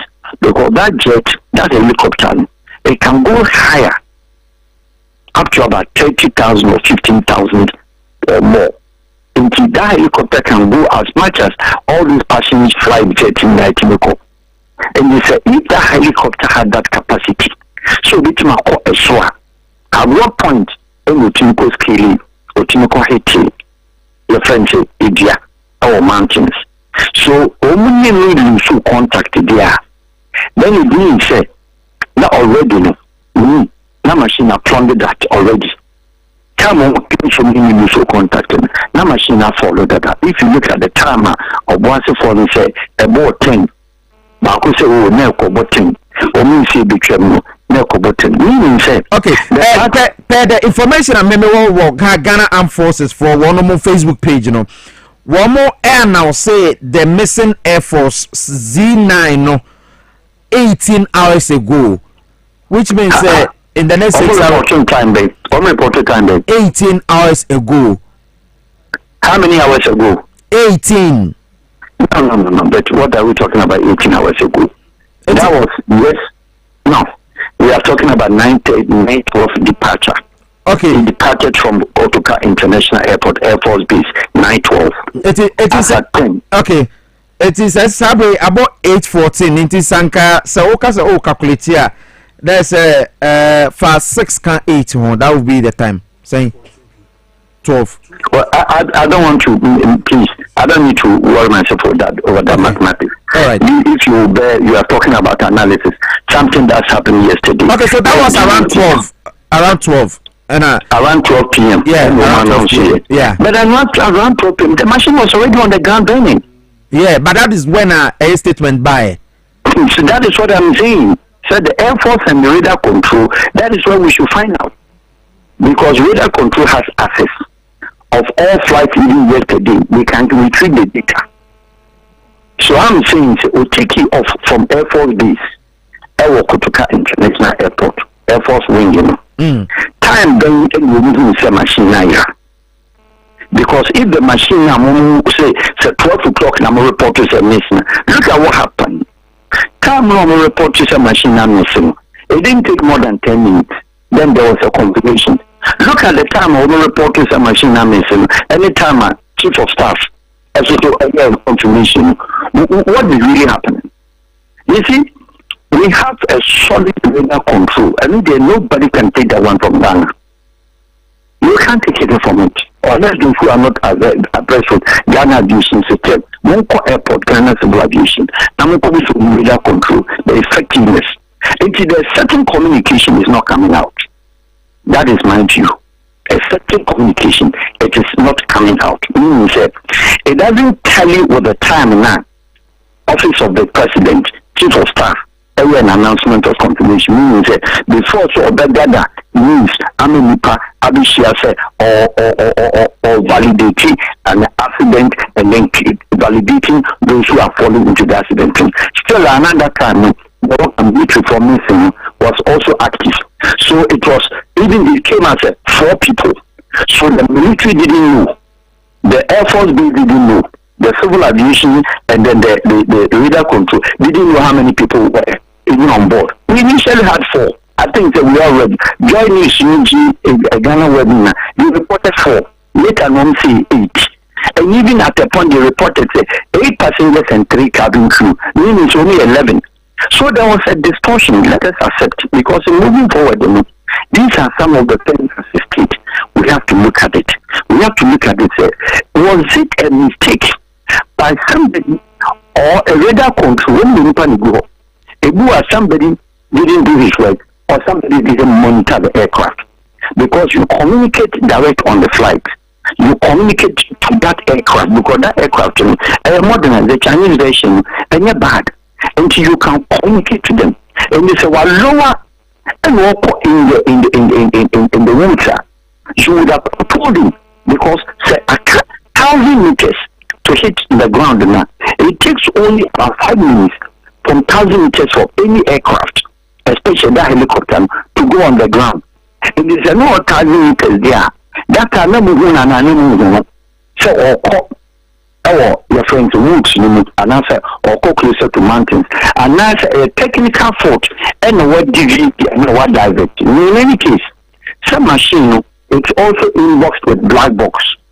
It's equipped with black box. Yeah. So if it's equipped with black box, certainly then Ghana civil aviation, radar control and Air Force, they must come clean. So what are the findings? Because the aircraft, not foggy. These are experienced pilots. They've been flying these machines. And it's another way of flying there. Definitely, he might have communicated, because any pilot on the wing at any given time, complications, difficulties, I will face he would have. And I want you also to find out from the civil aviation and for that matter, Air Force said, is that Air Force, that plane, that helicopter, is it equipped with night goggles and as a foggy goggles? So if it's equipped, which I believe military jets, most of them have that foggy goggles. If it has that night and foggy goggles now, it could have gone through. Could even and conquer Hitibiano. So our goggles, no matter how foggy that it is, he would have known it. You see, we are not probing, we are only being emotional on the subject, and everybody is just talking. Because we see even military responses, and also we see communication from the ministry now. For me, I'm not getting the technical understanding. Nobody seems to be addressing an issue of technicalities. What could have been the causes? That one is not coming. We are only talking about the departed souls. Yes, in Yamenfa, but what really causes what we have to look out for, so that tomorrow it doesn't occur. Very well. Obima can't tell me no, you say, not flight, our goggles, I will go through for you. Obima can't tell me, say, come to 912, and be better no say, yeah. Now you compare come against the show, no crafty for the machine one nation. In the machine is now without control from only India, the answer machine, not a presidency, so also a reference in the validation of the new show matter. Now, one thing, have they also validated, said, in that area, a guarantee area, in that area, is what the episode of Galamsey started here. Now, Oma Cheki said there could have been what is called unfriendly fire and heating machine. What was it there, fire? Unfriendly fire. Meaning say there could have been a shoulder to air or any artillery. Artillery will be a heating machine. Me, I will not rule that also out. Meaning say Chinese, any Galamsey in your home. Now, Galamsey for you need equipment to look. And they know some military flight nearby. A beer following and saying, Chinese for any recovery, go do this guy give you more. So if the Chinese is food, and I guarantee to be or more than sophistication, it will enjoy anymore. And they be useful on friendly fire, meaning artillery and a shoulder to air missile. Shoulder to air missile, come my airport in the polarized. And go for ship to continue Basabasa. Sebakukra when we say Chinese from whom we know. And when we see the helicopter now lower, we cry airback. Now a paratroopers BC form, and that's when the ropes BC form. Somebody from somewhere could have also attacked, could have thrown maybe a missile to the flight. We shouldn't rule out anything other than taking a live witness account. Say, it could be that plane the Anamana could be the patriotic say, plane could be friends. They have serviced the machine before they left. Of course, accidents and incidents happens. But then we believe the capacity and the strength and capability of that particular friend helicopters. And it's so easy to say, we need our turbulences in our airspace. We need our turbulences. And we are just only short 40 minutes flight. It is a machine which need to free Accra. 9:12. Yes, 12 minutes after 9. Yes. 12 after 9. Already no do the destination. No do the destination ready landing. Because take it 30 to 35 minutes to get to that side. Not 1 or the call was it. Because we call the same altitude now. Passion echo 13,000 near them. Only to call. And go to call with that in speed. You bring speed level. And go the 30 minutes you do a was it. And you look at the time. Are you for nature say? Na papa ba kon say na around what can go and pound 10 minutes. Next will be the destination. What could have hit the machine? I'm not plunging into tree. I'm a machine back down. These are things that we have to know. Nobody should just get up and say, the weather was bad. The weather is bad. Planes fly every day. The weather is bad. Yesterday time I'm not sure. Other planes were taking off. And what are we talking about here? I don't think we should rest as a country because we should find solutions. Okay. Solutions in effect. Radar control for metric time, the exact time. I will mean use contact. Now what's saying? It to 9:12 when you 9:20 na flight in free radar no so na. 9:30 no mean flight in free radar no so na. So 9:30 in free radar no so then calculatively no all means that time now close to the destination. It is all that a machine now here. And you should be looking for the destination cruise. Okay. And you can tow the machine. Okay. It's my emergency responses to some of these issues. This was no mean of a person say a defense minister na or flight no. Defense minister won on the board on my home buying. Now say our flight more to kwanya. You are very familiar with that terrain. And you are not the protocols on the course. And I say BBC na se plane tuna say yemfa say 15 minutes and 12 minutes na se move no ewo eye radar no so a dey na nke the right thing na you be two questions in one. And we fine.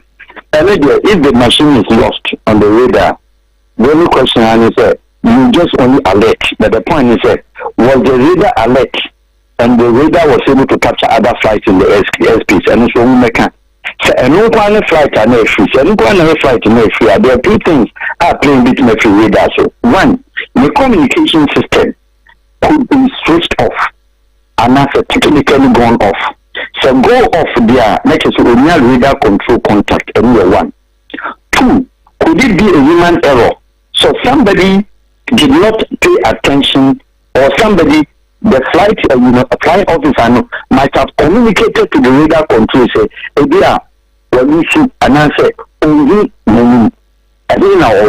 these are normal questions. So maybe say, also okay, head towards east, lift up, go up, or you are too close. Then of course they lift because any man helicopter can uplift anytime. It can lower anytime. It's unlike the normal jet. We hear say or go around. Into this question, no. Really question you answer say radar control set time a machine you have free almost 10 so. What was the last message? Now at the end of the day, we making this investigation said we be a black box. If of course that machine is equipped with black box, and I believe there was a military helicopter, it's equipped with black box. Now, you need crack investigators, aviation investigators, even the Air Force, they don't have it. Because, as I said, if you could go site home, you could go home, in Kuranasi phone will be a Ghanaian lawyer will be a person. But it also distorts information as to, I need for any even they are able to people. So, aviation instructor, almost investigators, every time we say, right, we kill hand the cotoya, we head the koha, we win the koha, left wing didn't call, right wing can the main body media, of course, a planga, a beshi, a shit. Where are we going to locate or looking for the your friend is black box? Apart from what you see the process are women, the place was not opened. The place was not, and one said, Yakofa bodies nothing. But any advanced country, aviation experts do not care about already perished flight. It's perished. Their concern is the causes. Family America said mountains now almost improve their home. And aviation expert investigators could not design mountains. No matter the altitude. Now aviation should also be able to connect investigators with radar controls. The last time I'm moving flight in you're saying Air Force, how many questions and I say Air Force, PRO. These are things that are also on the back. Yes, enough with the emotions. You lose so many, you know, mobile. I mean, or mining mobile. But what next? What happened? The family, if I were to be a family member, which of course I'm a Ghanaian, so I'm also a family member, we demand to know. We demand to know. So when I come to the house, I say there could have been a possibility of any unfriendly fire originating from ground. That would be a Galamsey site as artillery fire and a hit your flight, you know. Because helicopter, like any other jet, say anything a helicopter or one engine machine or the double with type and one single engine. In this unfriendly fire, this is the tailor at the machine by form. It breaking the wing back at the flight in the form. A heating engine at the flight in the form. Have we checked those possibilities? In case of the Aka once and say, investigation, you go further and check it. There is a Galamsey site in the Okrah. The people were equipped with machines. Thinking some machine in the form, they could have hit it. Have we checked that one? Have we assumed those are some of the possibilities, either than the other technical questions about easy? We should not only be concerned about exam and the body, and yes, they are gallant men. They died sadly in the course of discharging their duty for the country. It goes beyond the flag in Rebecca to Madagaskar, because we have to preserve, conserve, and protect tomorrow. We have to protect what happens tomorrow. The aircraft in Amudu on the until today, tomorrow. So any state official there as an unconventional helicopter, which of course most of our trips on the short trips are now emergency in helicopter. So I mean, I catch us a military jet helicopter. That be says the fear. Thank you. And then I make sure, sir. That is the fear of the unknown, and the fear should not grow a nation, because even in the battlefield, a helicopter, another helicopter is taking off. That is how the country is supposed to be. That is how country supposed to solidly, because a certain answers would have come, and you said it is fear, and then your market now a share now, your market be a share, now fire service for Abba say. the cause of accident, the cause of the fire, electrical. But just on your report, your car, baby. Yes, but once Ghana na ewo enura per reporter yate from baby a adenetehwe ye na Bekrobia ewo aye Akufom constituency. I feel Sikamabo Fredu. Kromo for say play ne baya bebe informa chese na information center bia ewo ho no. E baya babeduru ne horns no ewo soro ena omuhu ya ne se asan adane a wo san akosoro akọ forest num around that time it say bibi say sia what are the possibilities say bia wo yira ya na say wo ka kire meeting and na me say there had been a disconnection at that time into flight no not one issue the direction because when they are in the air much as on also so a war me gadgets and answer also one equipment many routines because we are program machine in ordinam and you energy technology the machine is on autopilot our own routines and so guide them and it's a mapping system a core offer that is when the radar controls them in the air. Even the bigger jets never buy the them near them. When they are moving, they enter the Ghana airspace. Ghana take over. It's not the pilot, only the airport. They take over. So okay, Accra Airport, the landing ground, flight to be also. Flight to be doorful. And to go up and that's a hold in the air. They hold in the air sometimes and allow certain flight to take off. So presidents, American presidents, how is the radar control able to tell them no within the radius of Ghana 267,000 kilometers on land and in the air they don't want any flight or airspace. There's a US president taking a flight to take it off until 2 hours after the flight left free airspace of Ghana will enter other country territorial grounds and send it to the airspace and then the radar computing will do every flight a day. And then we 2 years again, Emma for side. Now we helicopter, a helicopter, a year-old helicopter. Let's comment the military. Helicopter, eventually new. A new Ukraine, a new Ukraine is not that Bunshika one Libya. Into the reality of some conference, the whole country, they do hope and they start turning around. Meaning, said, at that time, we have already missed the landing spot. And he was already in the mountains. Happened in the time that we say it is close, and then a man named military pilot. They are trained to maneuver, and he might have attempted to maneuver because helicopter is swift in maneuvering, not like ordinary jet. Helicopter. Yeah. It will be a tries or turning around. And when you cruise, you came. They are the one on the mood journey. And then flight the propellers and answer helicopter the top air propeller. Setting the machine becomes stagnant. Into the weight of the machine because and then the gravity suspend the machine in the air. If that one hits and machine down. Okay. And then you and I knew said the aviation fuel any the engines of those aircraft you need a time above fully modified. The moment you touch it down with impact, it explodes. And you should the baby and a flight, the pole was our hit Giano, and the lower ground, it can only sense an idea. If the helicopter comes with a bigger force, it's a heavy machine. Yeah. There are occasions, I think we say, Brazilian Everglades, Brazil military, luckily, almost helicopters are a copy because the Amazons in Yano, a cocaine, maybe we can somewhere saved. When you take forest to that thickness, you need that kind of Amazon thick forest to say what San Francisco near that. We could have been saved if in case say the aviation in the same room now and can hang in the air. Unfortunately, they died so painfully, so miserably.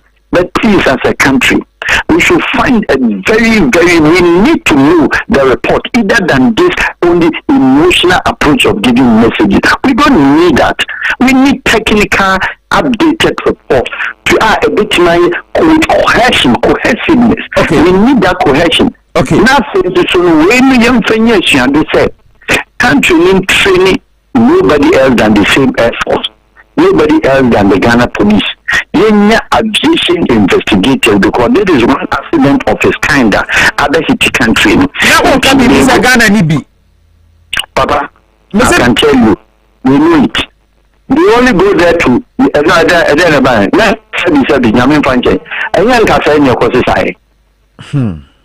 how many we know what I said? Investigators been all ground. Should you have me when I'm a journalist? Won't you move Kumo? Now, say your investigators were one. Either than your cover body in you any emotional approach in doing things. But Cassandra, if you are almost searching the black box, or maybe you retrieve. In Yamuchi, we are journalists and as a media person. So, flight during the accident, 270 passengers in Malaysia Air, according to Russia. Investigators didn't care about the body because they know they can't salvage anything. Exactly. What were they looking for? They were looking for the black box. To save millions. When they what I say. Yeah. So that with the black box, they will be able to communicate because the gadget is designed in a way that if even the whole machine burns, information on that data, either voice note or whichever script, it doesn't go off. So they will be able to play and know, say, I'm passing the area. With the black box, we should be able to know, say, the last communication between the pilot and the radar control. Whether or not radar control monitor, coordinator, no monitor our machine, no, but you because I'm sorry. And I say, no, I'm sorry, and then the buyer, and then the moment cancer again saying, radar control won't think the country say, machine, I'm missing, and may say, and the woman. Kasa na any kind of watch it, say Abrofo, and Kabay and Kundi, or you. On pilot, you flying officer, no, any radar control, or you run and Abrofo, because whenever any pilot is in distress, they communicate. Without your more voice in Winchi, or my boy. Now what your name say, the machine is missing. You're missing where? Kasa Ben and any kind of machine are missing. Problem being no cool man and own in a casa. The stress will do free or watch it. Let me just also ask one thing. Set machine to free a crack. And on me see or read an iswa. And go to me for machine and Kakaso high uncle Betiapo. I get you. So to free at 912 and no call washes or num or corso or taking the seabeds now or crossing them postal line. On Fakum and Namuba and Nama no tremor mancassin, no a top, no hate or Wasa Lancia, no more. Thank you very much. In the way to coastal line, the coastal line that we interruption there, or the coastal line in the Piesie Okrah. Edia pasa before we basa edia bibi mancassin coastal line, now across mancassin. I hate it. No, Dwaboase. It's easy access. We need in India. In the other at that time, the no amnesia. Just like that too. No flight can operate in the airspace about radar control system. What is the deal? What is the deal? And almost why I know doing. When I'm a journalist. You're giving the lead. Into these are the questions I'm acquire. Yes. The phone call should not be with Sebi. I think I'm sure. Ignorantly. Ghanaians are only concentrating. Sebi because you join the food.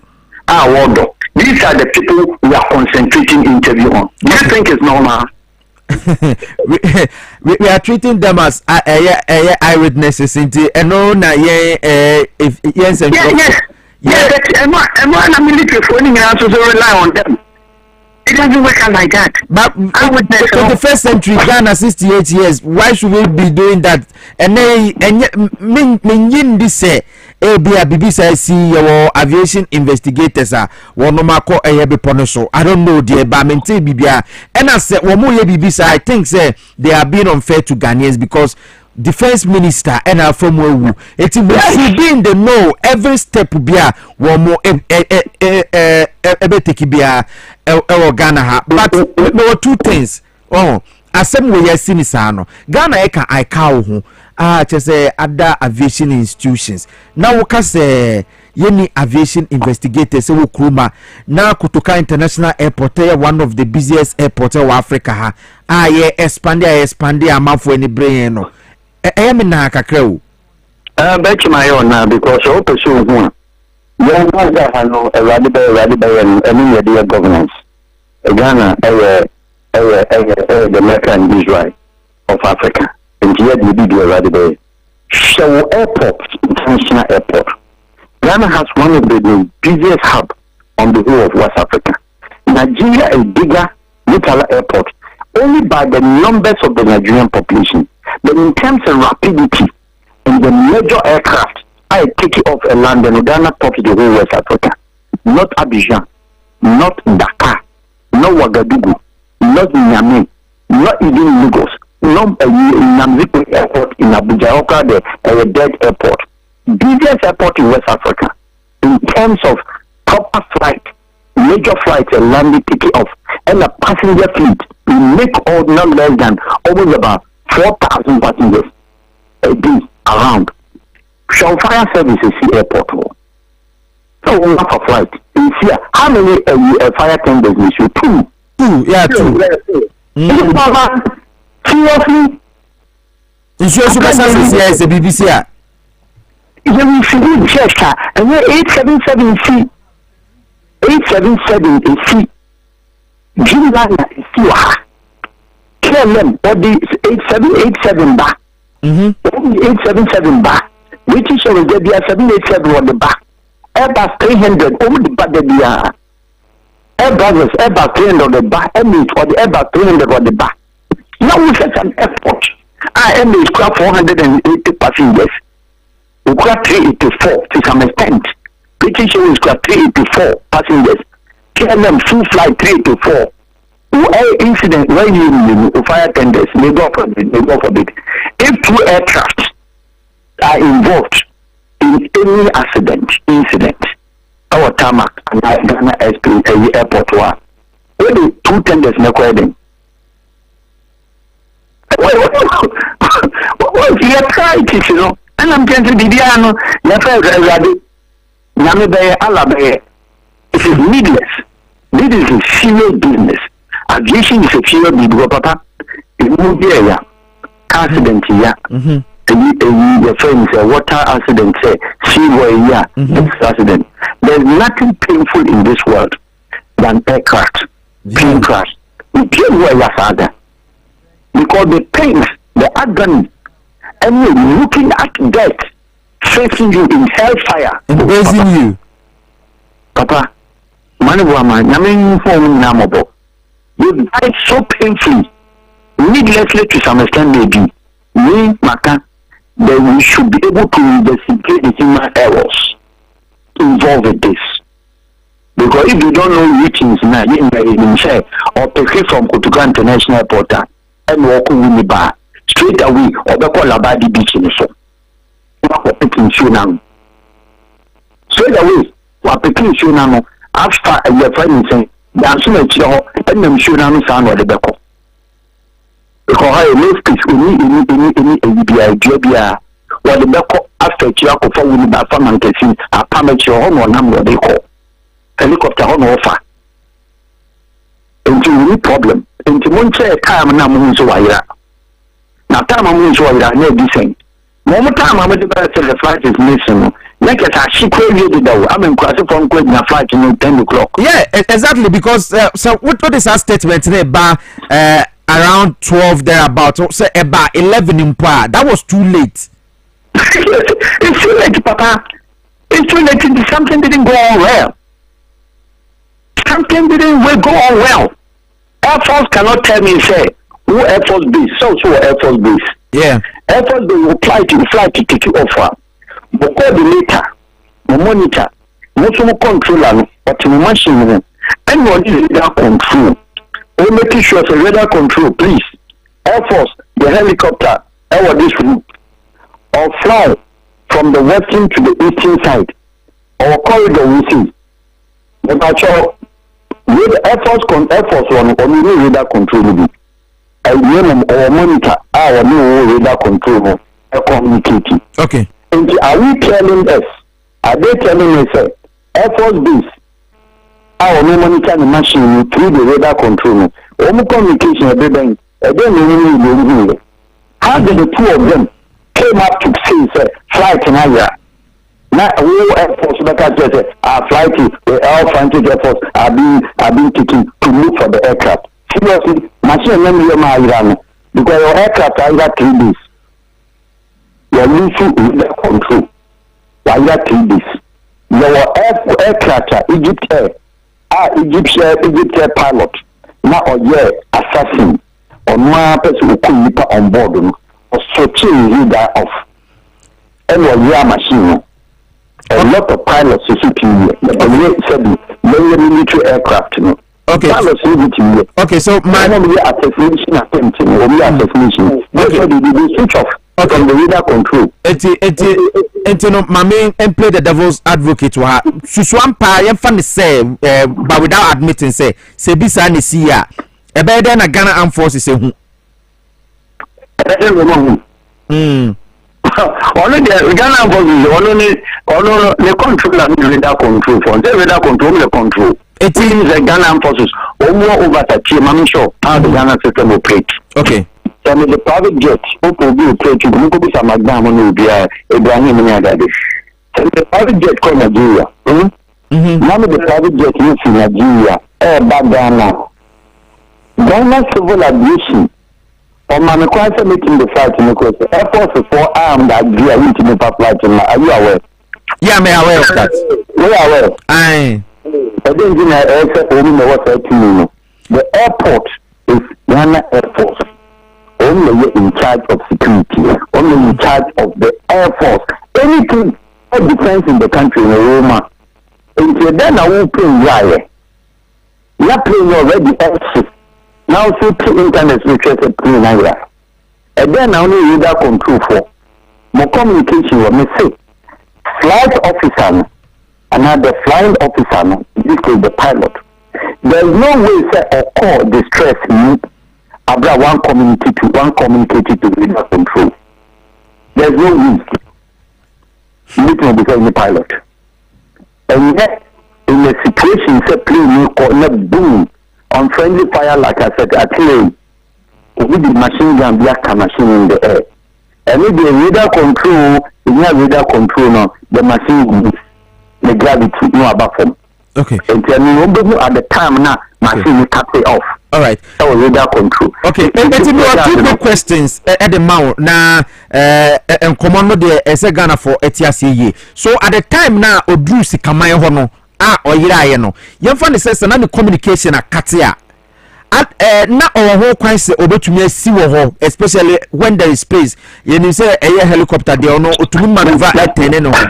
And then I mentioned that makes it a helicopter. Yeah. Helicopter is mated for emergency landing at any given point.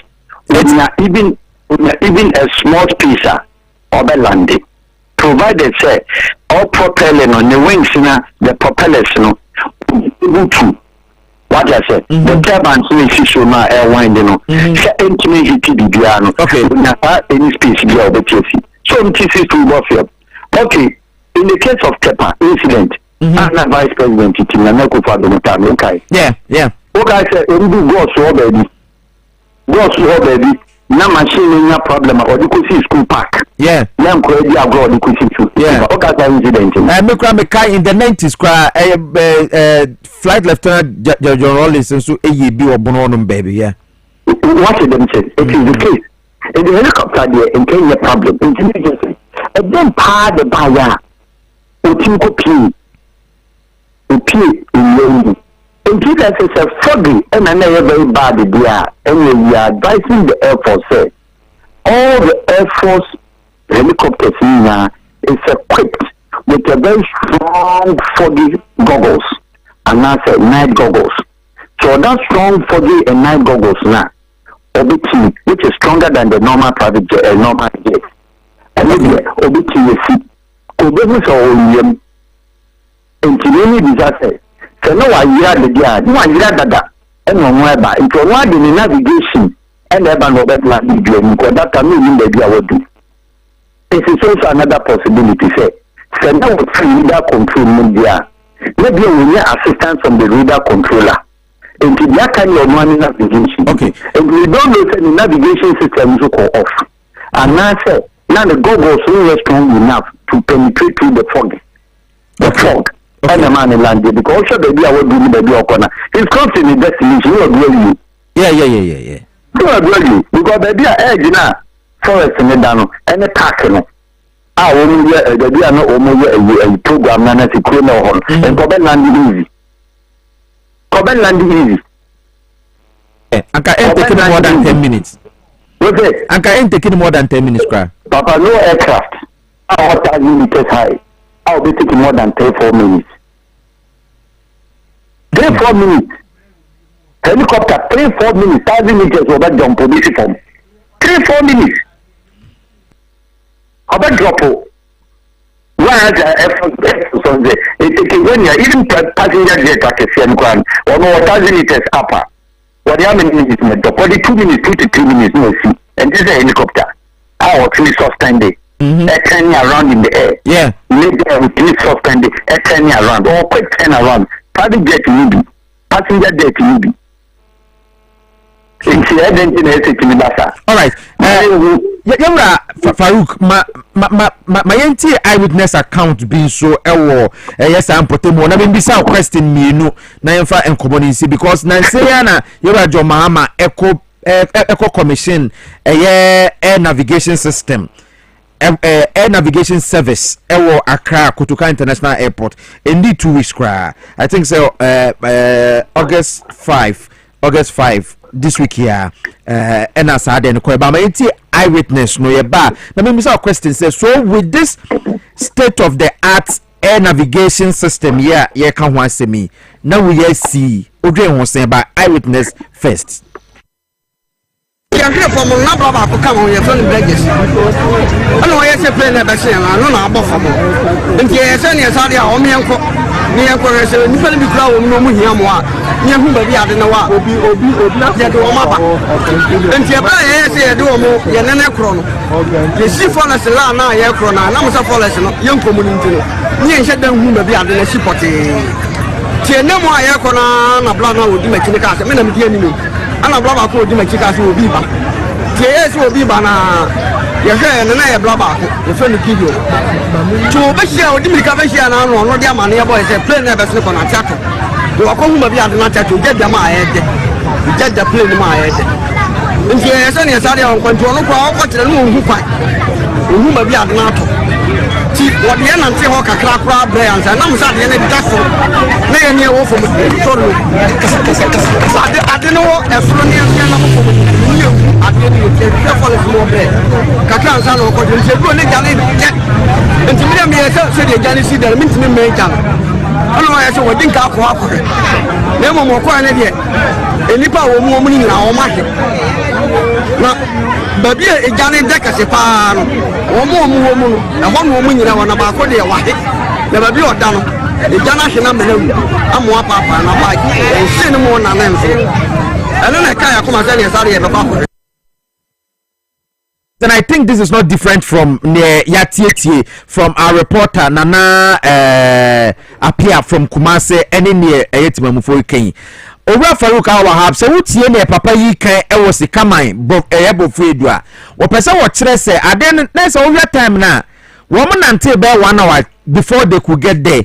So imagine na say aden si kura answer na 10 airborne because some time as our story started by out. Now about 11:45 there about because yeah newsroom say we na see some few minutes before 12. Inti Papa, it validates all the questions that I'm putting before the radar control Ghana Air Force. So to night 12 there, Must a machine is around 10. The machine was already at a destination. The entry of a destination. If we a car, a Twapo group, a university command, every one walk. Yeah. I dance original walk. Exactly. And that tells you what I told you there. Aviation for mechanics, you know, you should have many minutes for the flight. Once you cleverly woman give my the government can be a question. But say Sana one day I think say it's not fair to me income because you won't say and there. But when you defense minister, man who buy very, very, very important personality. As much as say another minister and then 2 former ministers and our woman also a can plus a soldier free any other state officials. It is a soldier phone to remember can be there. Now say Ghana 21st century 68 years after independence. It means that we are not ready for good governance. We are not ready. The information be emotion because we are towards Sama. I'm sorry to sorry. Foolishly. And what I say, we did prophecies of this kind of nasty bullshit things. You understand me? And the country, pastor there, you are doing this, presidency for person, only the 1 year day. Can you imagine? So, instead of dealing with technical issues, technical answers, finding solutions, prevention, and then also to avert certain future occurrences. So, there be a country, a faith. A contest between faith and realities. There is faith in air. And then the Dema pastor says, the kind of mentee, we feel there, must have to from whether he's lying or not. So we can't throw there. Somebody from nowhere should bring such pastors into book and ask them. So why do we always hear for prophecies of doom prophecies in one yet to? In a country there, Rwanda, so what prophecy? Sir, Mr. Baneboama, which of course those ones in a comfortable one is after the incident, no more AI, no more insertion in Pasadena. But the country there, Rwanda, who were in the past, and he actually never sorry for me. Time I always have prophecies. Then you be the first call of investigation because, so watch and come there, there's a possibility to be also originating over there. You could have also to validate information our ship. What about that one? Okay. The meaning is coming to say. Aviation safety in time flight in taking off the air. You should know what time into the flight. And a machine is free down.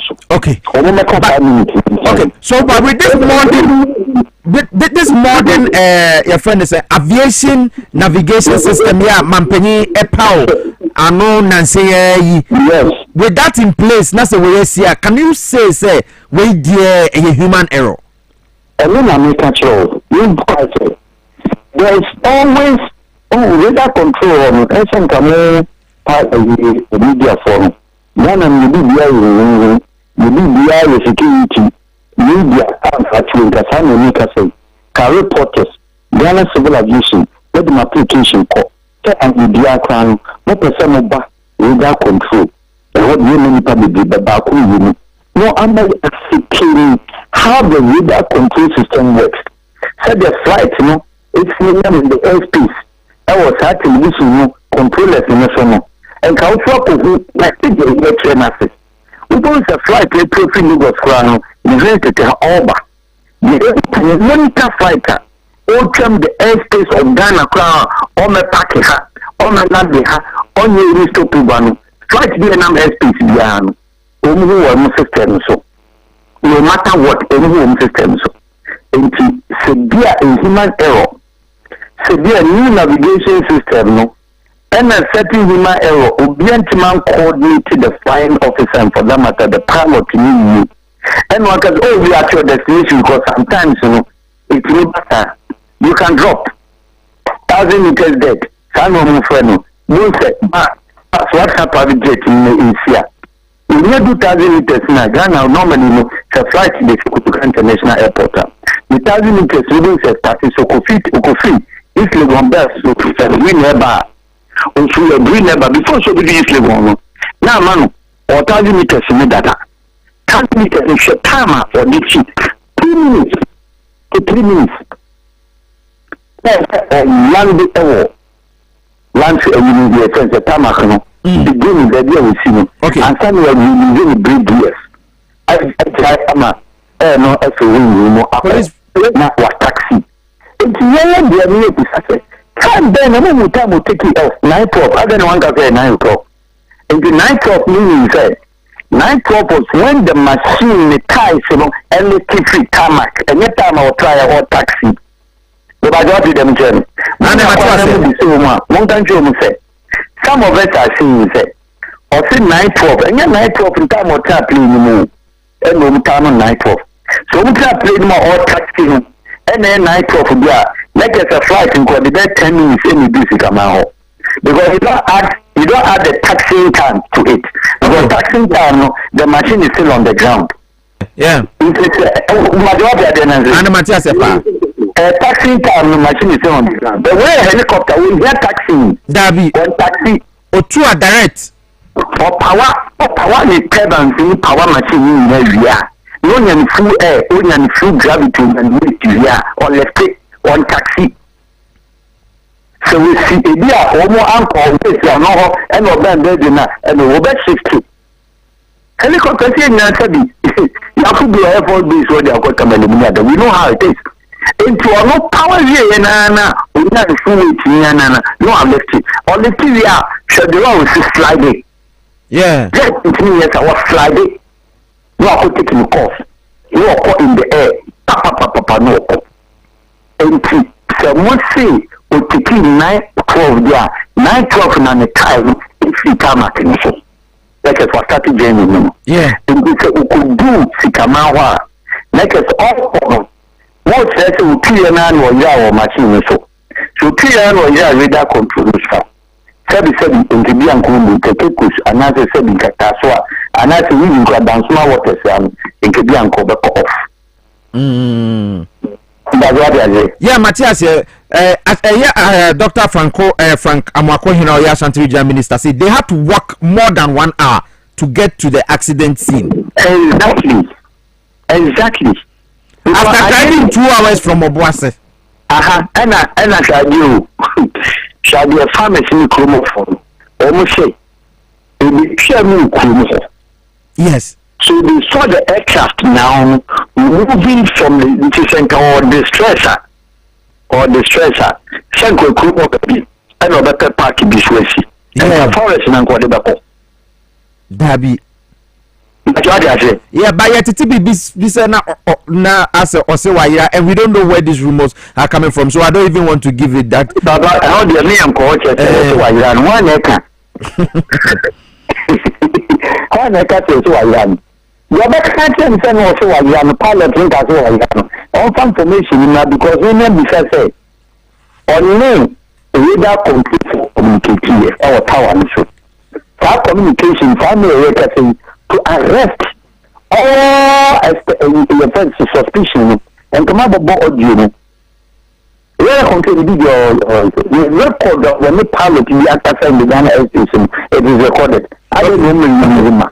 All right, and I will still continue to make mention of Dr. Edward Domane Boama, who was the topmost official on the flight. Yes. Onona was defense minister, no, the very most important person our flight in so no. We sino. And ya and sending a medical catcher said, you are checking on friendly fire. You are checking say human error at the radar control. You are checking say Air Force for mechanic Madam Veronica Ajo. Or mechanic okay, on why PR for Ghana Army and as Air Force. Yeah. She could not be an officer, flying officer, and I say, or employee PR. Yeah. You think where you are the banning now, emotional messages. She doesn't come out with any technical data. Yes. So he has technical data. So she has to be briefed very well to be able to communicate. They have to be fair. And the call also in one will say, you said the ministers and the firms say the beginning. Retired flying officers are in I say the Rollins Piesie, he would have spoken because he knew machines, any could have been the situation. But into any retired officer, we are in class for now. You're interview now. Air Force will be our retired Air Force flying officer, not pilot. Every maybe and say, Papa, so we take it offer. And we her. But the radar control, monitor, any homo I support and medical, and now say, all the woman casa, and you navigation, and you and airport. But supporting the two, the navigation is to do with the machine, any routines. And the radar control is also to support bypasses. Machines are a what airspace. If you can know or close to machine, okay? I'm sure. Once a flight in, I'm sure I said, going to see Obio, to be after 3,000 feet. Okay. That would be over 27,000. As you said, the car quiet and I'm seeing kind of airspace in you. Flight in the one also. My question I say, and a third one so one I say. I have one local, yes, third one a local flight, 13,000. Okay. Upper 27,000. If your flight to be foreign flight to be from over 27,000 feet. And your Ghana radar control assistant will be yes, of course. One assistant will be airport. And what is happening is that the Bakunya distress I was far. Or communicating radar control for the shout. The one I think should be a move in that. Okay. The all back to move. And yes, I play no. A dear to now then that they are playing that female. So once the play happen, once the play at Piesie Okrah, how many times then it could even airport to Okrah said the one the play to yeah. Thank you. What she said, that is a car fine. One way, went to the other side. Or when she said, radar control, this is what I'm telling you, this is what they say. And the fact when we are seeing the war, airspace in my country is okay. Across time and one of them and all cut off. What you keep looking at all Niger route. Please use this northwest, southwest, go this low, go this high. Flight lower. Omo guide you on your Ghana airspace. Almost a show helicopter naka home. Private jet naka getting na chopper ne bandarati flights na ipa 2 penetrate. Omo radar control for the before so the page that will flight. And they are called airspace. Amana try even the higher of even holiday hotel. Radar control must be sure. Ghana Civil Aviation and Ghana Air Force are sure said or flight, or communication with the radar control here, Juma. With navigation, idea Juma. And yes, I want to take it off. Okay. And before so they take it off. That's a flight to airport where they are all Waseba. Sabandara in Ketano. And go Wasema. So I'm going for good on other. Gaben moved out of Muda. Some and directing getting on the call, watching officers, and the call, any dom the court at the region and so on. A Kalu for Diana on the call. And the cat will do that helicopter. Dabby, all can thank you so Uncle Zazo. Uncle see a regular. Yes, every day I told that. ABC, but where are Bano? People are sending messages say, okay, we'll be a yadia, but we're there annual rim. And people are calling for heads to roll. Do you see that happening? Because one key person in government, NRP. I wouldn't. Me, I'm a realist. I wouldn't suspect or expect any foul play. I'm a believer. I'm an Islam. I believe say Name also one way also play. But then being a realist also means the realist who believe in human error. Realists who believe in technical error. Realists who believe in avoidable errors. So our count said a certain information is not being delivered. Much as I'll not be one of those to say whether key government official or not, I don't want to know.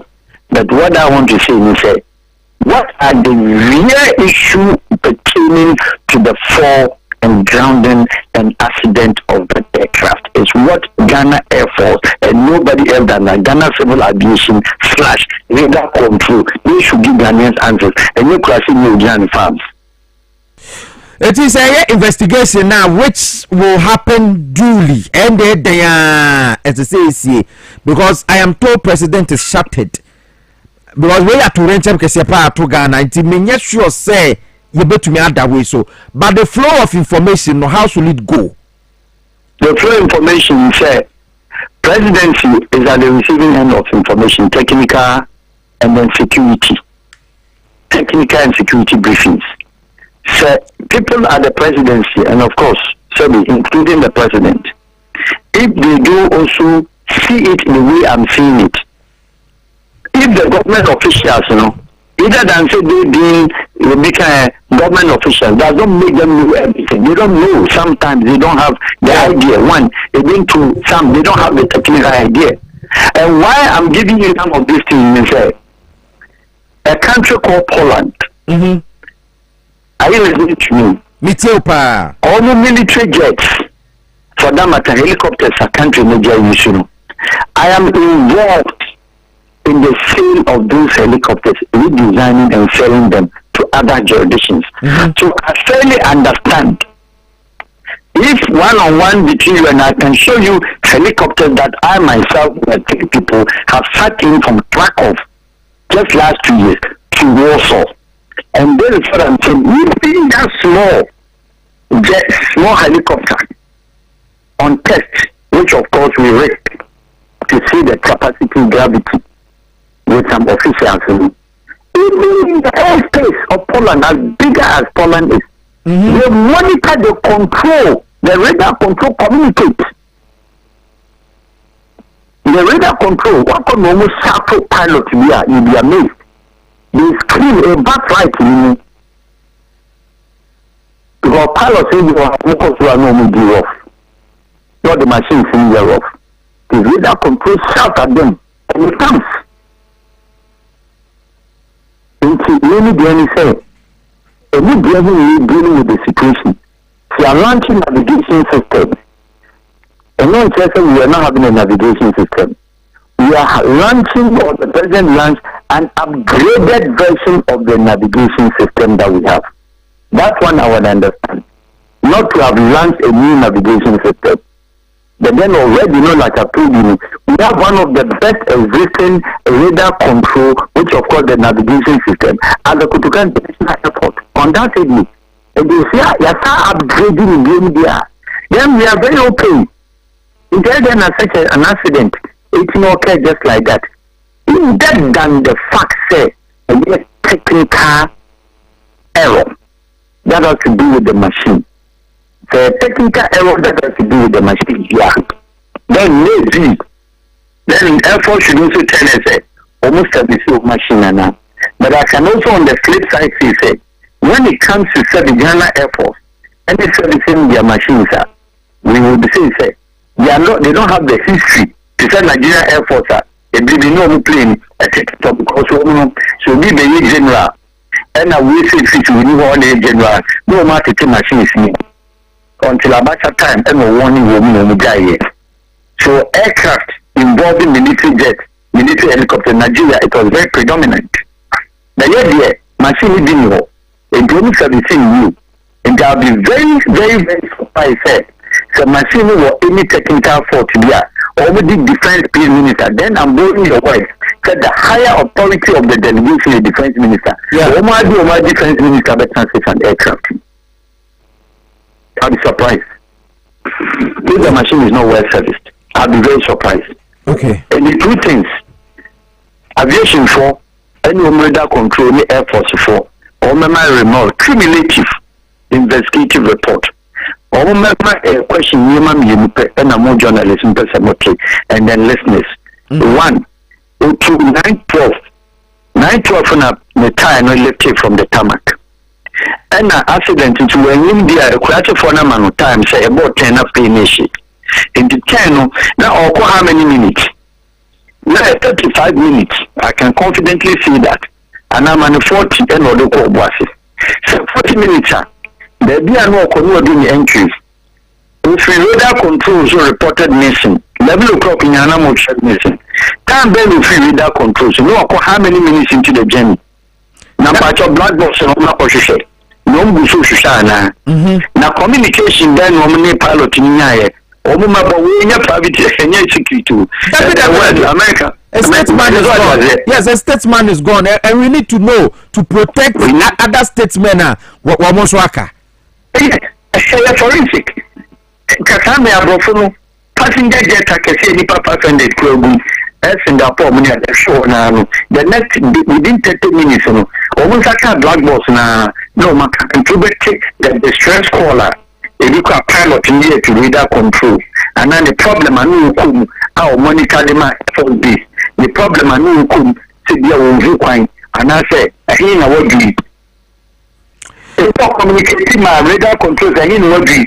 If you are not said the radar control monitor, whoever was just assigned to that aircraft, if you go and make up for the no sorry for you so. It will be thanks to my share the machine movement amano. These are all possibilities. From the time we'll be able to connect the conjectures, we'll be able to connect the issue and know that this is what should happen, not just to come and tell us that will be very now they say we have more time to try, but we have more time also to find out the seat our aircraft with. We have to tell the state. Ghanaians should know. All right, Mate, Openyi Farouk Awahab, my Yafa and Komodi si awo.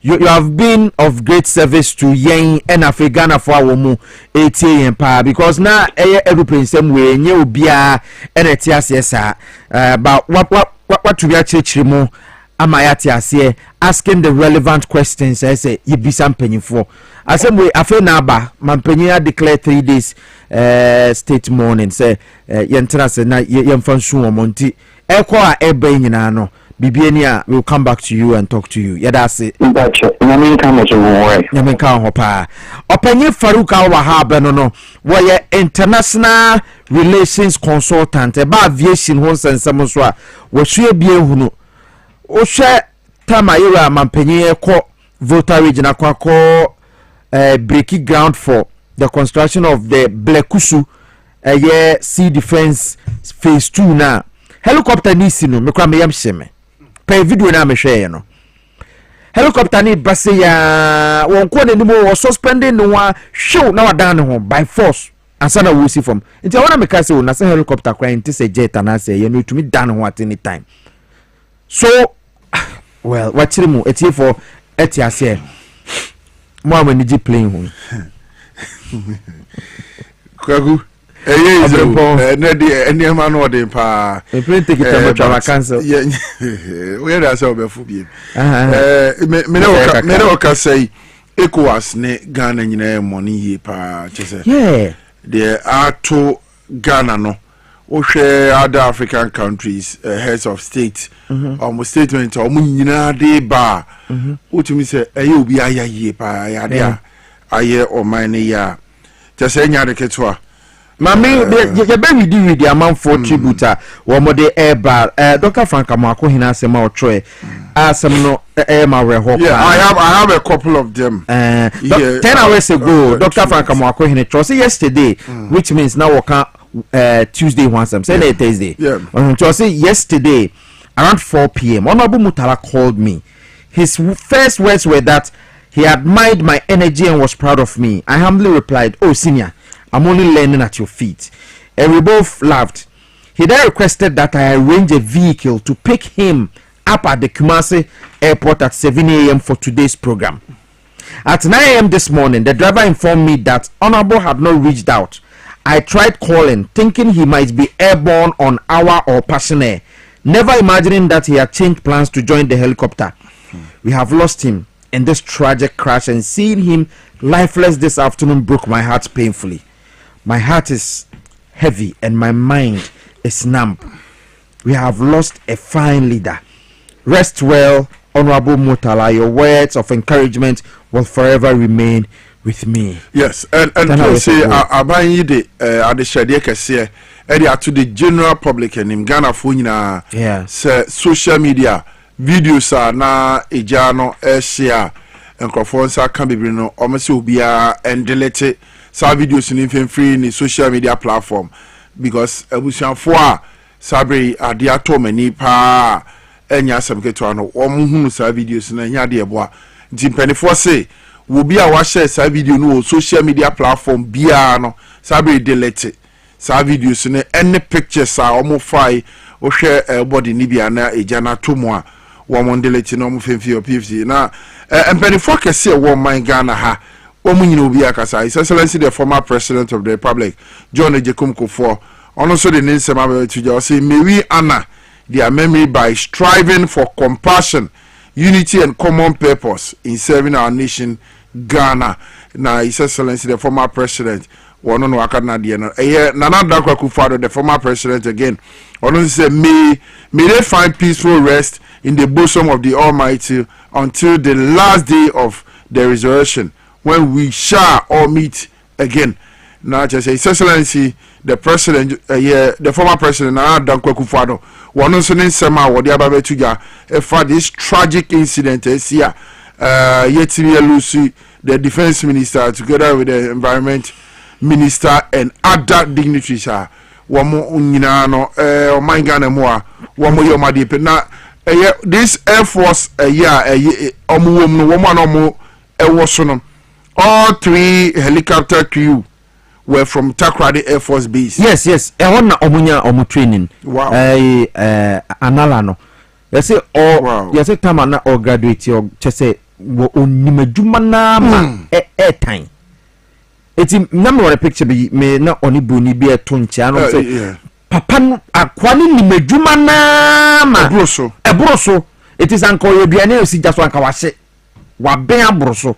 You say ben wa ben pa. Tidan say ya na no dey ya so me say chachuchi gata na wono so ni 50 years awadi e wo ba no ka wo say me say celebration because me no ka say wa postpone wa tu asheda ni 50th legal anniversary wa tu asheda because of this tragic helicopter crash chachuchi gata so tu asheda wa yin say dey free just be say insem na President John Dramani Mahama social media handles no yin hu hwe apart from statement the spokesperson at the buyer was say President Mahama has suspended all the schedules for the remaining days of this week. Programs are now we're training in so the president is shuttered. Amen. Shuttered. This is Kasa Kro me yes was a Kasa bit. And the president also he likes to write from his heart. Yeah. Where Fifi Avi Kweti, NDC for General Secretary, honestly, some of the other two general say, we shall honor the memory of our departed comrades by upholding the values they lived and served patriotism, selflessness, integrity, and commitment to the nation building. Fifi Avi Kweti, NDC. It's a Koswana compile, we say no na yene 84 inch. We are still mourning our 8 heroes who were serving Ghana judiciously and Bamo Wu akwakofa we nyina abano. I agree with Yemra Farouk Al Wahab say me say investigations now be neglected ni joba. Then it means that if the president is also on the helicopter, people joke with the job. Yeah. Because our defense minister, we no any defense minister. As we force and I say, we no na bo man yin na ho ban ye space. Ya sa se so, yin suo so. Na say our helicopter mo.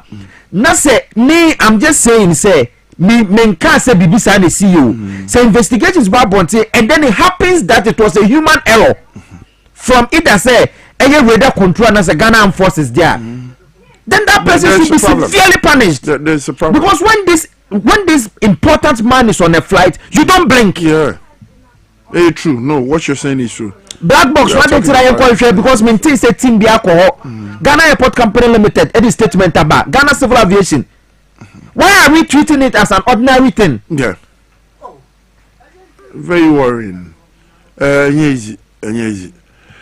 So sir nhwehwemu baba e wo sapie se nhwehwemu kom nhwehwemu e say about obrempo say nhwehwemu ba Let's talk educational consultancy and therefore Banibra Suku why na Nkolana Makwan why busy said then cry Adaroma Frankolano Ebrafom Masa Mahu Frankolana Bra na yenche ma de ye entrepreneurship and public speaking technology ni art your rotation ngwa estate 0249 069821 Hola se be ba clinic say and yade be tetewa stroke kidney problems ni waist pains ya wati asefo so yen kwahye yensa ye betumi abo ho ban ye betumi abo ye ho ban etino Adaroma yare bia no so utumi anum aduro na ho towa utumi nyine che etimen ka say enidaso ansa enidaso wo assignment opposite access bank no ho na obo hola severe back clinic asthma epilepsy free 0576656658 ofra mpanyfo abejo so ama bibia so atumi akonkan na health alert clinic nso SNA chronic diabetes ni typhoid cholesterol ni prostate issues no oba yebetumi enso ahwe ama ho ato chronic body pains na fe waist pains no sciatica oba yosuna machine edu be chime be detoxify wo ye ka ni sei no yare eto so a na wa pa anu aduro na wo so nyina che kakra sunu ye sumbie ye Madina na we ni post office ni din hwe ni mo ka so ye ho pokwase ye ho asama ne takrade 0242518893 wo fra mpanyifo ebetumi age wo so ama won so no wo hu ne eko ewo ho ebra so se ye ko na ye koje aboafo nkrato enso edeba ye ko Spanish antek heba fo ho na ohema sechiwa ayakrado a antek fo se yesu no na yetie wo mo na won so yade na amfa wan kɔ na abusuafo nsu saa nti ye mo ye ho ban ma ye nkonkoduru ba bia ye beka se we couldn't defend ourselves. This is the right time also wo ya na sa wo dwen ho a na sa won so yade bi tetewa. This is the time I say o reflect na o ka se okay ma me sa me ho yare na sa ka me na me nsa Yakobo betuma hu mmobo na bi ode na otwe bi aka ho ni nyina nso yade ye nti onye ma sechiwa ye krado ye ne ntwetwe nkomo ye ba ye the documentary ne bebremo empanyimfo yi what they stood for na fe ya sa to nkomo twetwe ne so antek for ye krado me the Anti-Herbal Center nupa hu da ubo ene bro ye dam asemu amono maduro no na musan di nwa danse e ma afofo nso ko tobie tichi me ma me ba pani a ukom maku na ukodi nwa danse ne ye se frɛ Anti-Herbal Center fo ndo no e maku fo aduro sansa ma me mpanimfo na aka ne me wi mi kotodwe wi mi sisini ni nyina agyan se no ano mo no tipa cho uso age no wo maku a chase no num bi na maku fo na tede papa adura me ma me no me ya kokodi nwa danse no enu Anti-Herbal Center for your Spanish garlic capsules and Spanish garlic mixture. Adro we mienu na say na maame ne no mo a okodi adanse sanse se de no odi asadi ahrusie no mo ntia se enu nie Spanish garlic mixture e we ye adro nsu na we ye tofa ye edin no se nanso ene ma ewo mu no enso nso ne dem utumi to we nko anom usumito we so enko anom e check capsules no nko anom utimi to enso no so nko anom ni nyina bia de ne ho na kamienu no bobo ene na atadwe na jaza watede na ye adwuma no wadre de enti ama meto ye nie osena onya sciatica na ka ne ho a o waso dem a ya bontwe no de ene ne yakunokura sciatica nerve no hompo ni musa na wontimi nya no ho hwe ena odofo bi e kire no emakoto Spanish garlic capsules ene mixture ya wonomye afi de ya no kokora wanti hwe bio afi na se wa na ne ho yira no okokonye aduro ya wonomye ndi nyina agya nti na emakofo to aguso wo monom omokonso no omo ama memakuo ni bi mema no soso no mo anache se fie honom de eni je nko esanse edu anadwo omo power sa wote ase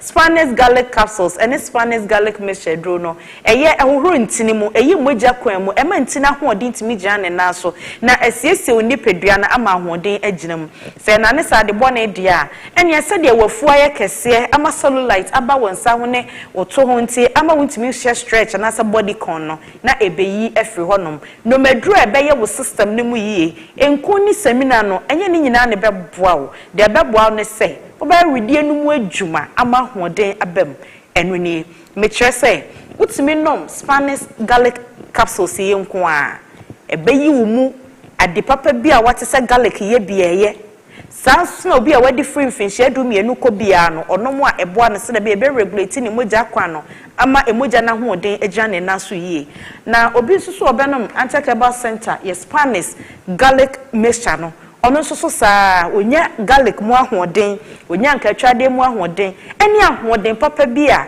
ewo saa niema mienu ayaka bom ene niema foforo bi a ewom eboa ma moja ni di afrisa na yie na aye oni padua no susu yie afei ya was Spanish jingle capsules enso so wo ha Spanish jingle capsules no eno no na eboa wakoma ahoden obi wo ho no mo a na koma no tu moja na entimi nkonti no ubeko hospital ya se chambers ni bia ye mre ebi nye adwuma akoma na ho no ene sensem bebre enhonhono ye nyina ati jingle ahoden na wo mo hwetentem enhonhono ye ewo waposo ama usisi ye wo ya ama wo nkotodwe ye wo ya ama wo batimu ye wo ya ama wo siremu ye wo ya no wono Spanish jingle capsules na eyi fru honom krase de be ya wa hoden betimi agya ne na so yie oba ebi anade asi awo ekwan akra no YouTube si baby na ahunu wunim ehonhunu etimi ba ya adwene mu ebeba ye ni ye yefunu mu ye nsunu mu etimi ba ya wodie mu etimi ba ye prostate ho etimi ba ye ni padua kwa ne baby bebra ye nhunu ye mfe ye ni nhunu na utiri ye yie na aduaba bisai mu ahodi kwa ni padua mu na ahwete na mawo ente saa de ade sese kan kokan enti odofo me kanfo amawo eye Spanish ginkgo capsules ye ginkgo no eye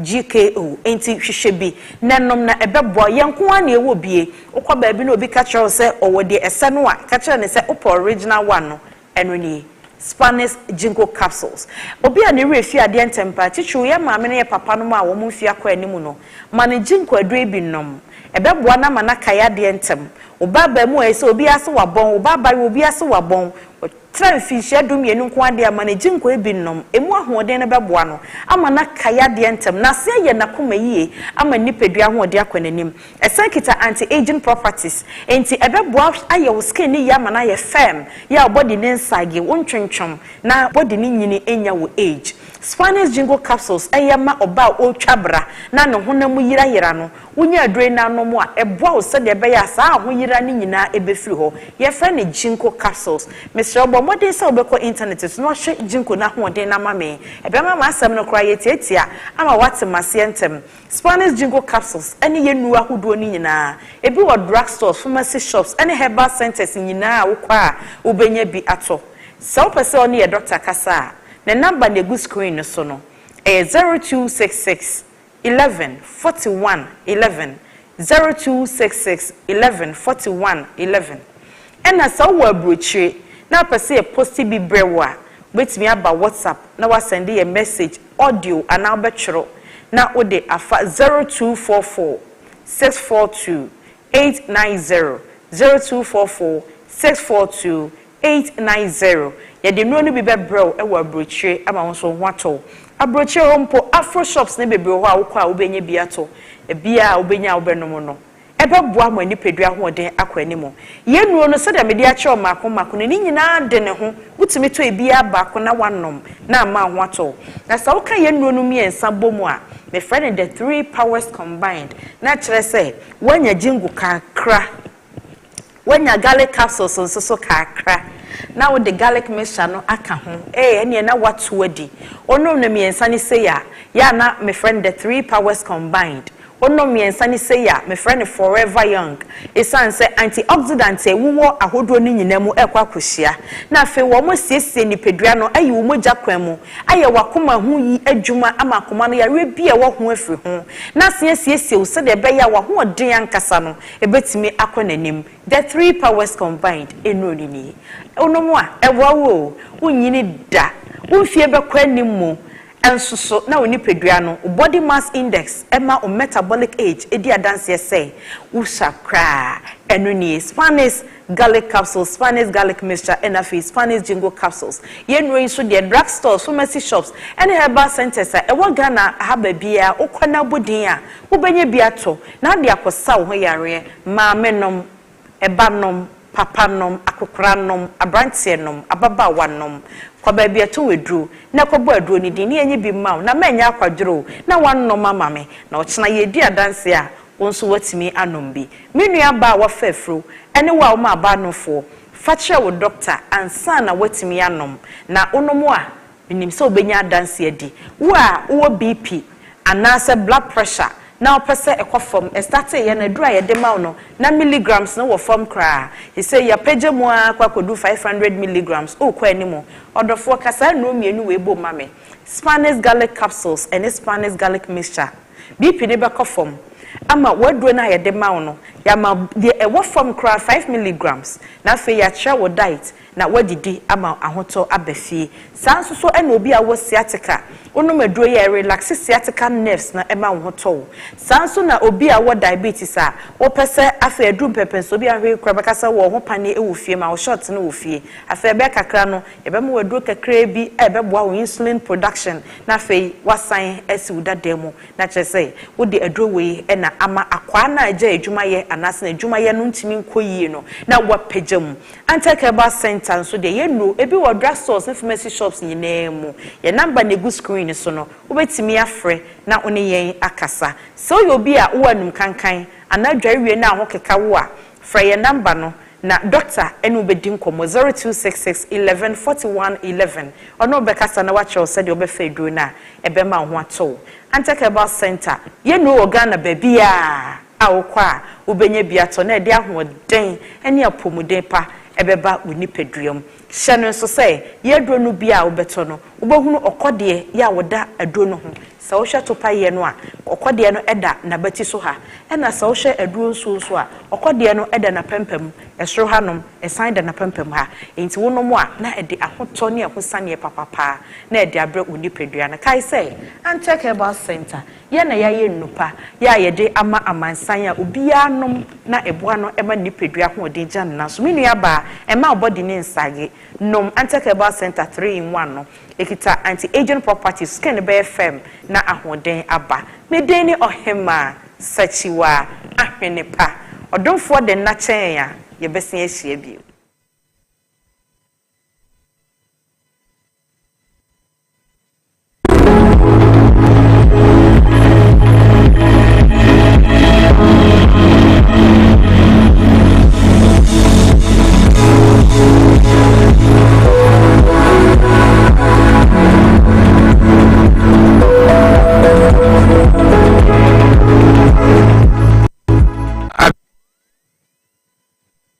Bibia ya kase True Watch Pharmaceutical Company Limited ye na ye adwumako kase a yakofa enu ahodo ede free India mamu ede abedu Ghana ama Food and Drugs Authority aye hwehwemu ede afa yenu a yede aba ni nyina ho agye atumu se yenu no eye papa ebo adwumanti no Ghana for emfansa wo ho yare enu a yede aba dwaman so a yakofa di free India no edi ewo wiase afa na nyina enti ebedu Ghana hanom amanfo a womo anum yeno ni bi edi adanse ese yeno no ebo adwuma na eye papa nso na ade ba ko a ema amansan agi yeno etum ne se mama enu a yede aba ni nyina eye India hahama ene yakeka bom ede aye habandu ntino eni sunsunsu boni bia na yenko anso ena enu a yede abadwaman so no yemfa edu ba ko ense yawe mienu yeno no ba ko bia esa yawe ba ko na enu a yede abadwaman so no ebi eye 2-word vision capsules a eye eni ho adwuma enti mu a mo hwe ye na mu tie yen na eni adu a ye de abadwaman so mo hye ase na mu no no abidia ya na ye ka temu se ohawa yenya eni se amanfo no mu no na e hye ase se eji wo mo pe na wo mo agya enu no na fi ohaw na ase ya hye ase biem enti ye besre mo ye besre ye tiefo eni ye hwefo a mo hye ase na mu no 2-word vision capsules eni adu no se munum na esa mun kotofofo na mun tonko so nom enkopem so be hu sese de ohun atokra se ne wusi hu ade no wasi udedemu ansa na wobejai aduro no ma wajai nom eye akai se woji 2-word vision capsules na wodi stem cell yadu na eye powder yedigu yetechema ase no na woji eno nso eka ho misra mu a ukwakoto aduro na aye ayendo ni nyina no for 2-word yedini so essence enu no dos wo dwaman so enti ukona kase wo vision capsules ayebi yaduro bia ene dia hye wonsa enti kai na for 2-word vision capsules no eso so di 2-word ne so a wo mbehu ni se eye yaduro no ena ohwehwe echi akwa na nso wonsa tumi aka na aboa wo afi wo yoba na wutie mi a Monso ye de modraba ye friend lady fort enti oba womensis emaye oba awo ho ye din ama ho esan se ohumonso no na ho den wo fom nti kosua woto no boso nye bia no ahoden enim oba womensis emaye eba woti pains anase etwakra nanso undu tama ewo se utwabra na oba ensufi bi gu na enka wo himfi ho no me paacho onso unye true word ye adua ye friend lady fort na ebesiesiu ama waye obesima afi me papa no mu mema ya mo hwe na mu tie yen sabe mo a moanya prostate no mo nso anase mo a mo yare prostate yare no ye wo prostate leaf e wo ho no ma se ni prostate ni edu stage bi edu bia no wonya prostate leaf na ebebo afi ye wo male 40s wo ho a eno nso eye emema du tatahwe entu ye bema na wutie mi enano pe na waye mewo ketemu a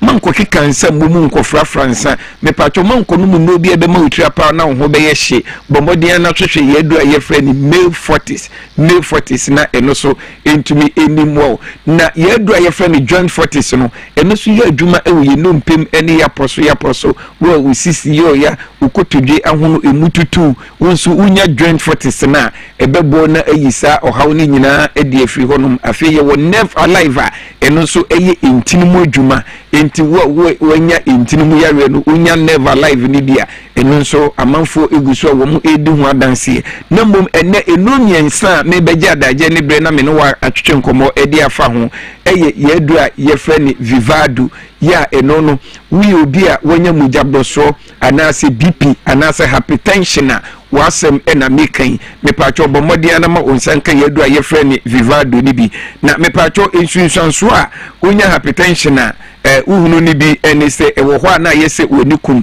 ewo ho na ye o se obefe anase ohutimi ye hyehyehye na obo ehyehyew me pacho unsa insurance we nyina na ebo nka ye se wonya mujabroso na nkasa nso no ema osote enti wako hospital ne yakacho se wonya mujabroso anase wonya BP ewo soro me pacho yare ekum nipa enso ye ya yesi edro ni honum me pacho yiwo India fodo papa ye frɛ ni vivado ya chese ebo adwuma na eboa amanfo a monya hypertension anase mojabroso yare no afi ma men kasanfa yedu a ye frɛ ni azaka no nso eye amanfo a monya diabetes modu tatahwe me pacho wonya siche yare anase wonya diabetes a hwehwe India fodo a ye frɛ ni azaka na echi akwan na emwawo esiche yare ekum ganafo ye ya yesi eduro ni honum okwa ne yesisa enu politin ma na ye de amawo wo bi eduro a woda so ni enu a wonom ni every blessed day every week no enya asem ketwa me pacho India fodo a eye azaka enu ye diabetes anase esiche yare adui ebeboa wo asiesi eyare ni nyina ede afiri honum na ensunsunso a wonya esiche yare na aya wotahunu enu bi eni me pacho wonya esiche yare a aya na ama odunso ntentem kakra bia na dwunso de wohwa de a uhu ne ble afei ewo honoma na ayese komodi udidi akakra bi na ekom sign de obiem ensunsunso kase pa wonya esiche yare a uhu ni se ema osote ema ofun enti obi wu a aya na ofi se amansan yare bi ena wonya esiche yare kro ye me pacho uye adwuma kakra di a na wabre aya na ayese ensu komodi na afei ni ensunsunso ba ko ne se ade twawa anase kru beto ho a eche ensa na kro no etumi ewu uhu ensunsunso we nyina na ebo wonka yese wonya esiche yare anase diabetes wonu mami biti wonu papa biti wonu yiri ukunu bi wonu busuani biti na wonya diabetes a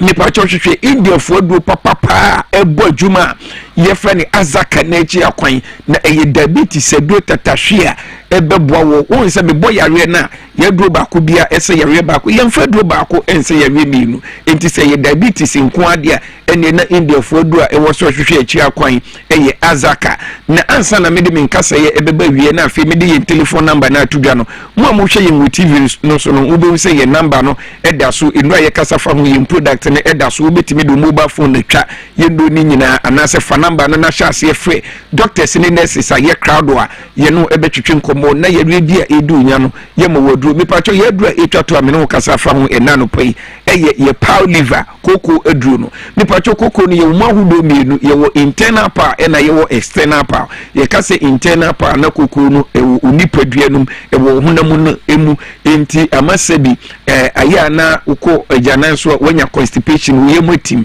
me pacho uja na ya na moja edi akiri woni eso ye ohene na wo pesa koko ni nti ama unhyeda ehuna de yi anase external power fifiri ohunam duani se ni koko no esiti wo nipadua mu anase edunya akwakodro nyina no ma onsanka power liver eye India fodu papa ye de badwaman so power liver no eye kokodro bia wonoma enkan ema wunja wonan enti se wu ko adwumam wu tu kwan anase wu pia ko baabi abribia wutimi enom ye power liver no na se ni koko no esiti bia no ekoye firi honom ama okoko no akọ ama wonso wasomu etimi adwo ye no leading pharmacy herbal shops drugstores ewo omega na mu nyina wo benya ye no ni bi ato esen edwenti ye ntumi mobobobo ye no ni nyina so enti ebia na ye bo yare so anase ya mo yare so na no nkyere se True World Pharmaceutical Company Limited ye ni wadu ewo honom ya fatu ye ho so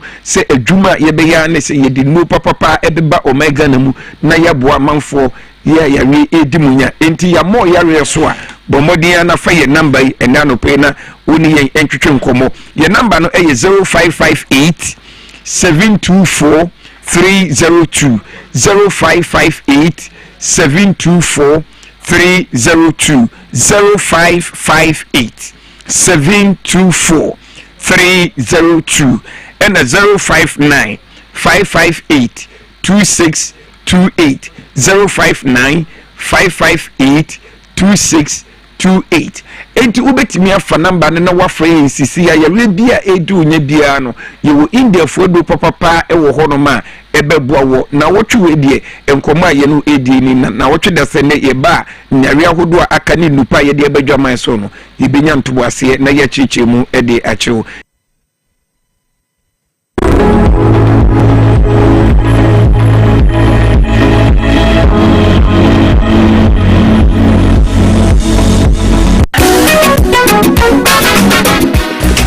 If I should be, I'm sure you'll find me. Brother, and that's okay.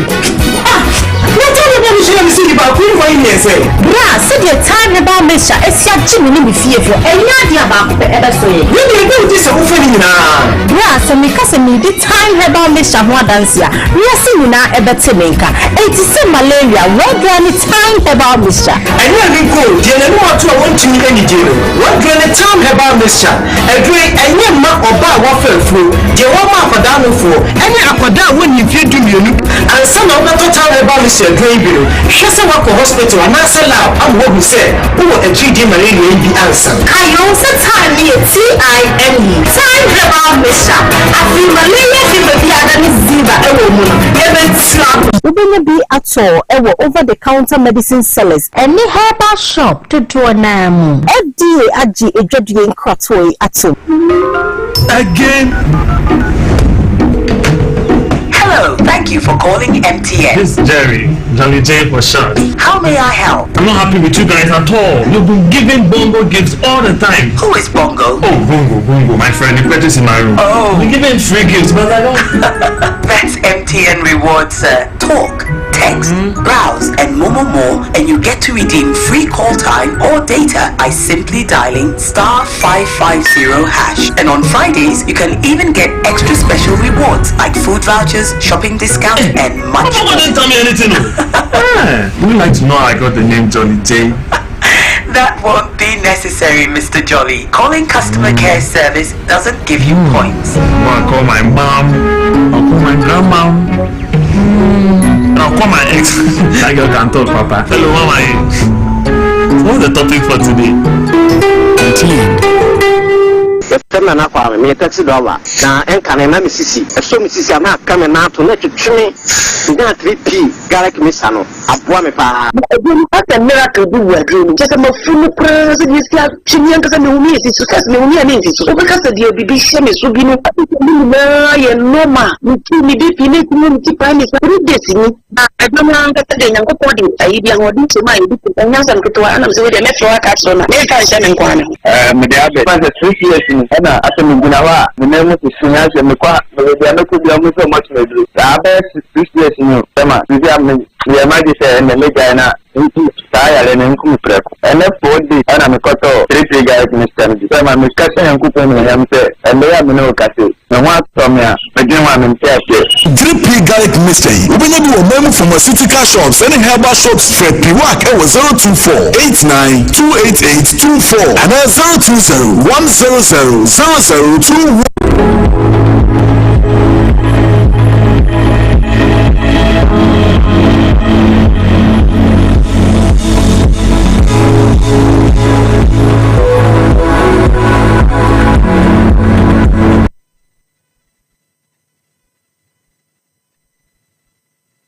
And I feel copim 100 inches into Adaro Mabra.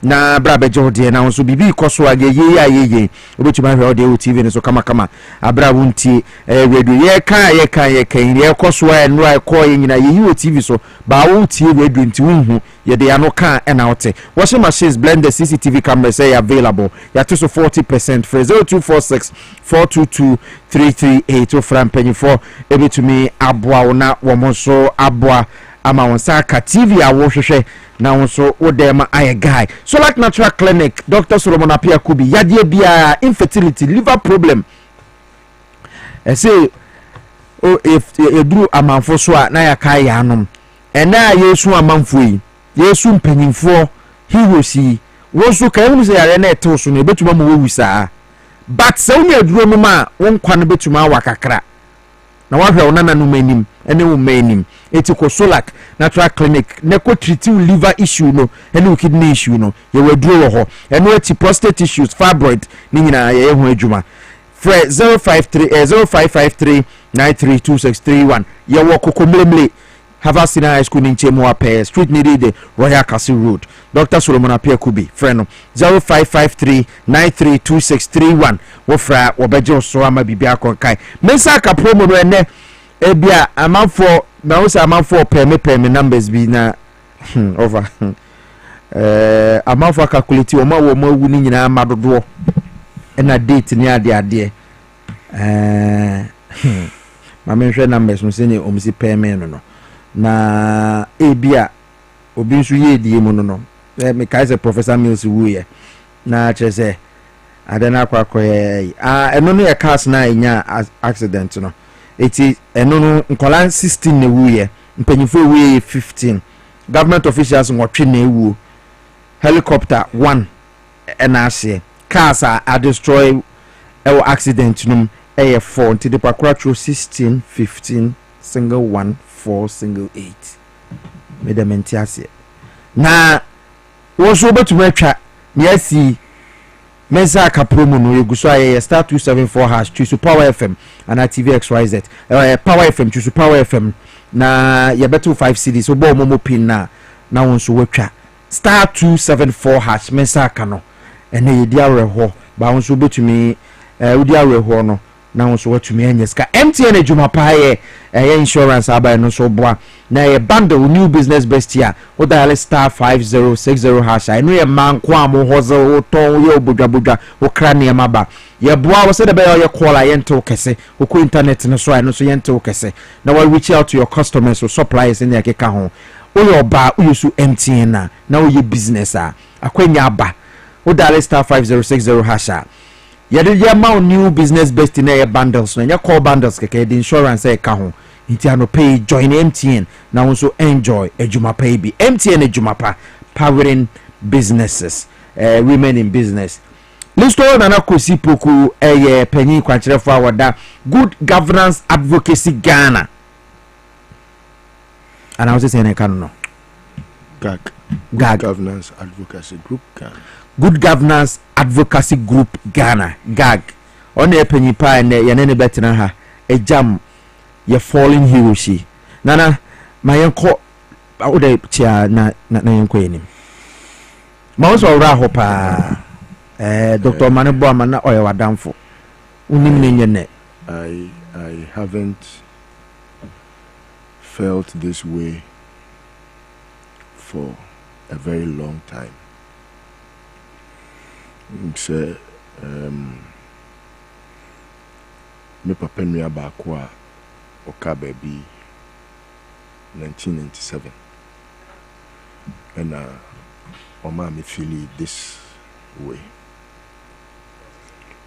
Eso kakrama me.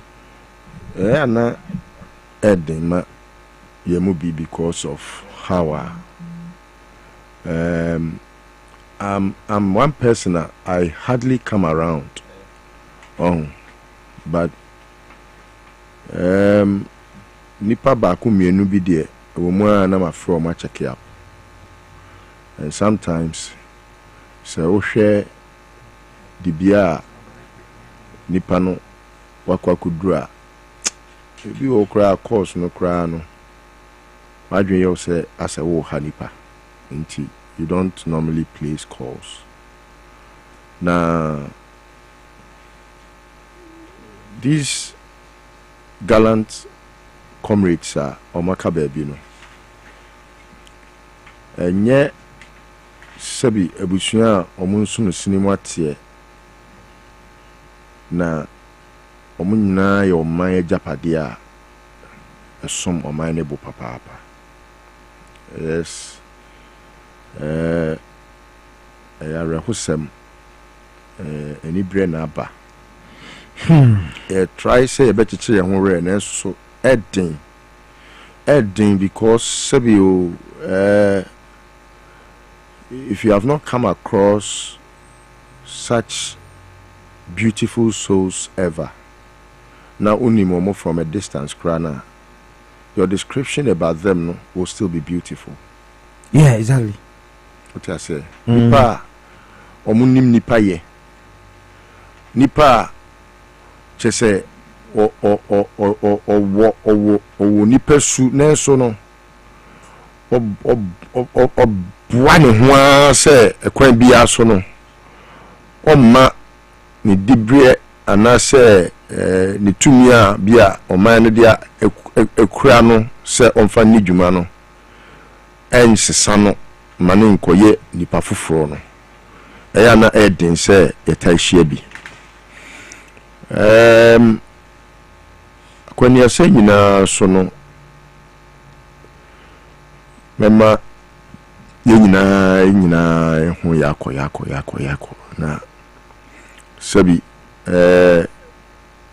afibi esan sene mori kan bo nyom no nana aduma konya meche afi we no nana aduma konya meche afi we ne ya afi a emu owrem emu nsam doso emu nsam ne doso na se me kai the very few times me ne Roma ne boama edin kita ho me kai mutala few times just say he wouldn't mince words if he's rebuking you, and he would do so in a beautiful way. He will be laughing, but he will be telling you what you need to do.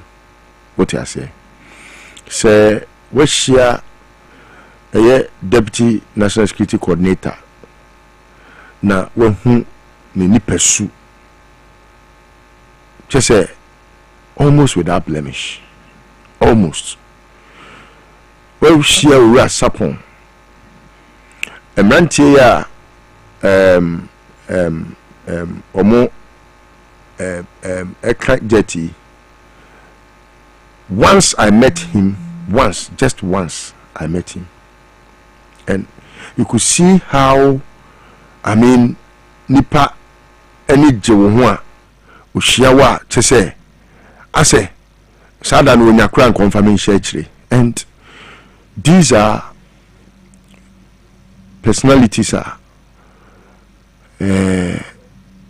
emoting na yamaye nyina ye ho yako na eba sei na na mostly no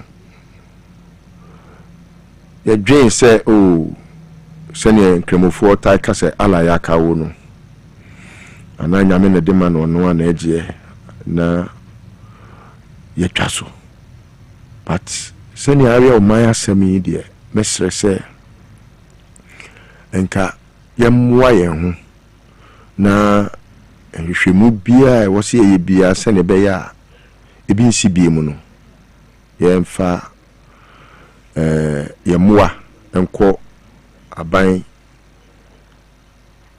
enchena ono soso enye krado se ade bia e wo se ye hwehwemu na yedomu asuko kopim be bia sebi ye betimi enya ne puma sibre no aban enyire ne ho no moaye na ye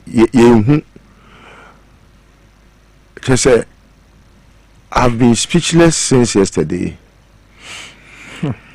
because if I remember some memories of Roma ne Boama or no ne Bernard Mona our tech campus those times na Open Nooks president no so na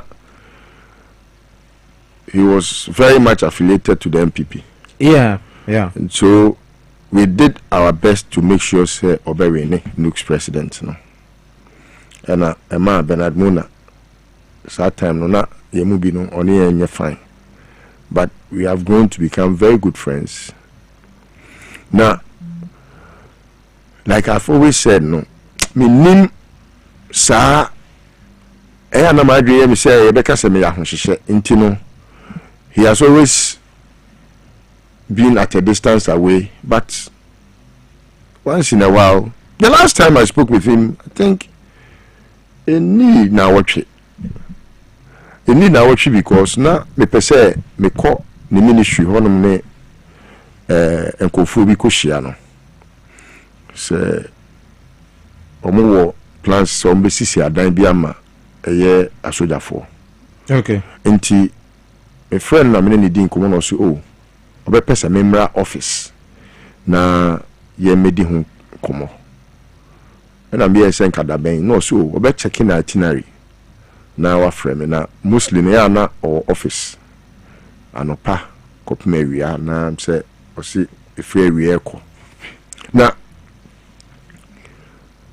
say you could feel from his voice say he's readily available for me any day anytime.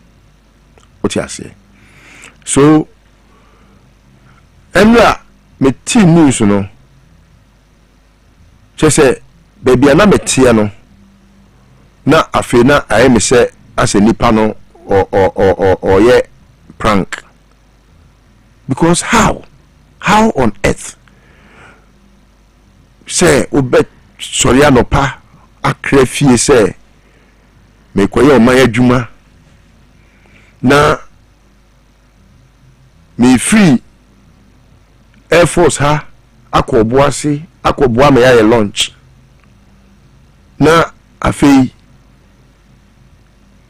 o man ne busu anti asempa afei de yebodi at some point we never frewa o kamutala o simutaka afei de me say what's happening? But originally, now honorable Muntakana Nankes oko. Only to also understand, say the program was to have the president attend. Yes. And his ministers and almost every one of ministries na omono sa adwuma ne fa omohono bia no. They were supposed to be there. Utirimo ten. Bamo utirimo dia say. Chese du baby a. Say yenye uwu den. Say akoyen kwenhia. Say obuse mu nsam kura na ye bibia wo ho. but me de beye futuo ya ma ye nyina say apart from bibia no ye me nyame apart from bibia mu no sebi ye ma ye ni na ho ye ma ye ni enna ho na oyefo bia no onkwa achi no ayew obia ayefo ben no sene obia boafo ben no obia oyefo ben wo na mitie ensem a sabi enuanum bi keka asede chese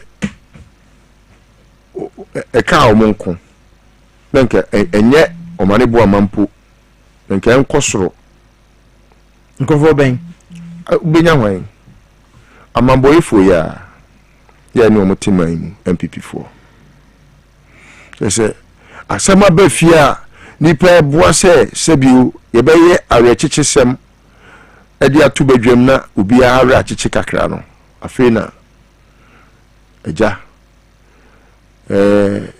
adeboyefo a omo atikuo omo so toto aboba park so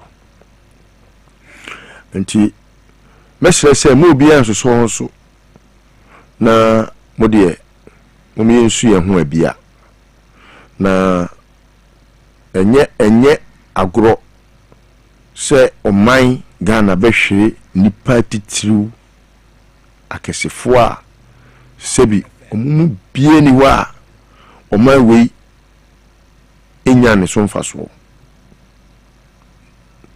na o kan waka ne sen du bia na koye sebi afani afa ntokwa na Owura Sapon eni Dr. Samuel Sapon former Santirina minister eni na watwi ntwam wabra mentenenka ana se one frame ya mefre no sir very fine uncle and onu kwari of frame minua me say Owura Sapon me nu baby chese asemne ahumete ya chese na nseya no no kura no obeka bibi kire me say ase PBC o se he ho no obeko oh chese oni mi dinkita ho na meka se ene obeboa ma koku nsensem a me peja yi se no wate se rene menu around the abi nsensem all friend wo to me for chese ade na come ho ask me when Mutala spoke with me. Time Saturday ya etwemu ya. Just Saturday ya. And no Wednesday. Me video bi na okuhu na wasre sa. No. So jama ko ye wadi ni bi. Oh. Mutala. It's really painful. It's really painful to lose a brother. It's really painful. I don't know how to feel again beyond this because it's sad. Kwaku Simon the message about say Osusu said this crash was planned. I don't want to believe that, but based on in command mini Farouk Awahab a boy and Anopei Nana Kafra Asamna It's really sad. It's really sad to lose a brother. Really sad. All these men are gallant men. You know, the pain is that how do you replace their loss? How do you can't find any Mutala ever in this world again. Yeah. You can't find Omani Buama, any Omani Buama. You can't find his kind. You can't find anyone like Sapon. Kafra. Nana Momani tissue. It's really painful. Nana Momani tissue. And the producers know here. Let's talk about Nana Poku na hotel kano asem no are hwano pay me ba meteosa na me to be mic in kasa. You know bompri no ansa na me to be mic. Nana Kafra abushwa for higher power 97.9 TVXYZ mon pretty shi umre no mame Mr. Na say the least, people that always will think about you. It's not that Sebio, I say, you can't find their kind. You can't find their kind. It's really sad. It's really, really, really sad. To the extent that, and yes, they were on their own escapades. They were on their way to serve us. In line of duty, no. Oh, it's so sad. It's sad. Sad. And that is why na Yoga Farouk Awahab kase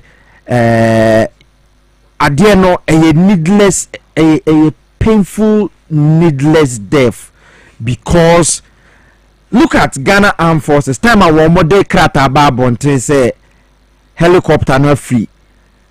Ghana radar control for radar so. Satam not over boy now take him for ya. You know not they see. Ghana your emergency response won't seem to say. I'll tell you what. Sometimes we are not able to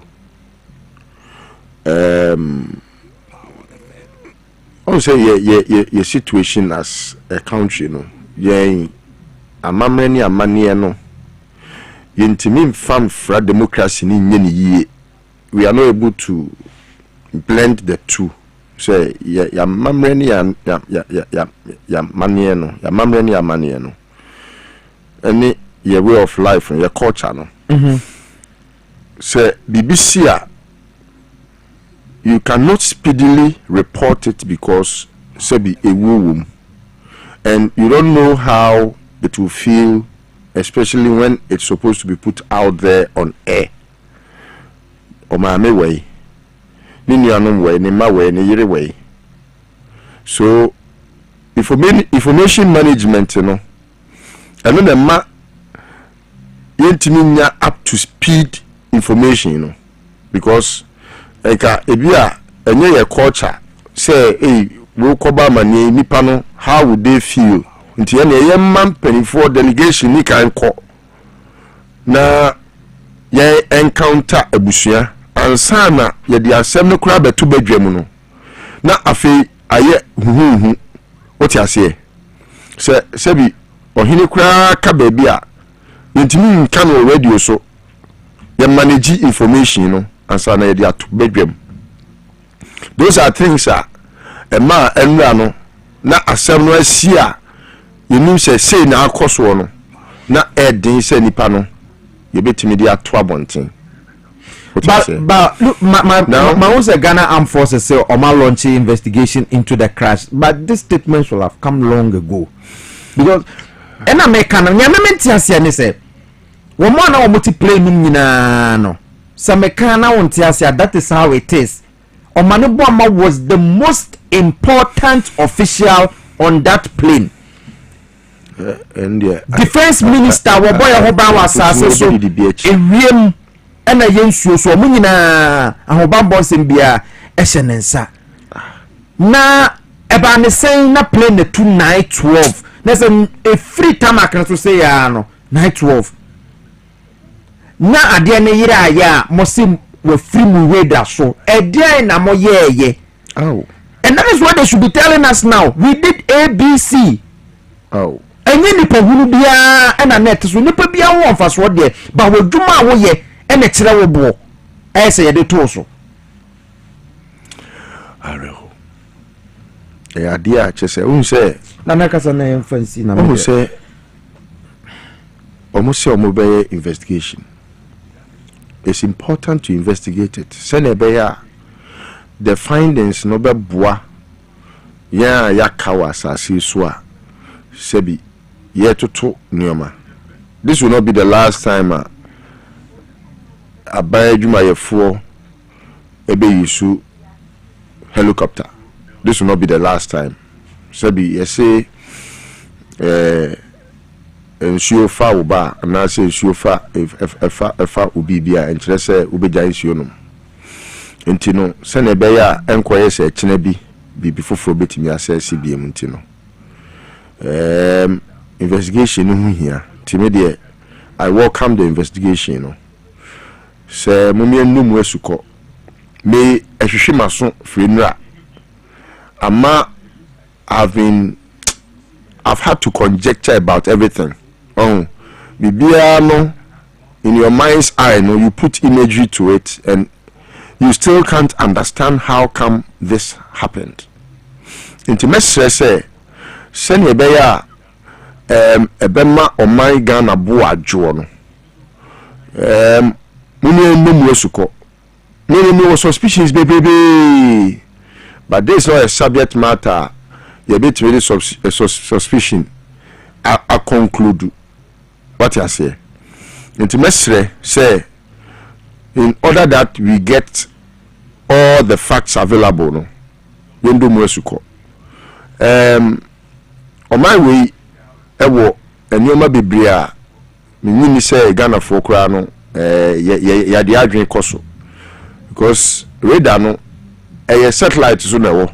Enti bibia plane bia nam bia no obi ehu yeah enti no we can trace it from time 2 year to problem or encounter ya ekodu baby edro no ba ni say no free so enti no se ye o my bapa adwuma se ye bedomu asuko fiko ahu de ekọ so ni de si ya ebeboa o man no ebeboa ma sabi yebeka se ekyine bibi ni a yebetutu ye nema ye na amemfa akonya we so na memma omampani John Dramani Mahama ilika mi manefrimu say obviously if you look at how the program was designed now he ought to have been there. Nti sen Kobeko so looking at the time any BBA, and I'm not sure say he would have been driven. He would have either been flown to Kumasi or whatever. But the likelihood say Kibi on Kobe joining no, because as you were discussing, was he on the helicopter when he was going to launch the defense wall? Yeah. Was he on the? Yeah. So it's possible he would have been on the helicopter. Yeah. Today, the kind of man the free moon. Now the tosubium, mebusuafo nyina yako. Titi uni o mampenia or da o maino. Sebi government of Ghana no. Mobia yako. Mumie chichi ya hore. It's not something that Sebi, you can even wish for your enemy, your worst enemy. David. Na ni ya ni nyina ni say these are men that are highly irreplaceable. Yeah. It's very difficult to find their kind. Yeah. Or it's not even possible to find their kind. Yeah. There is no one on this planet Earth like people. Omane Buama. There is none on this earth like Murtala Muhammad. There is none like Ura Sapon. There is none like all the men that we have lost. And these are people na almost sumo mai. Enti yehu amfo mo krensie na da chibi yekupie wa Abraham kukumu just say, hey, yeah. A minute of silence for them.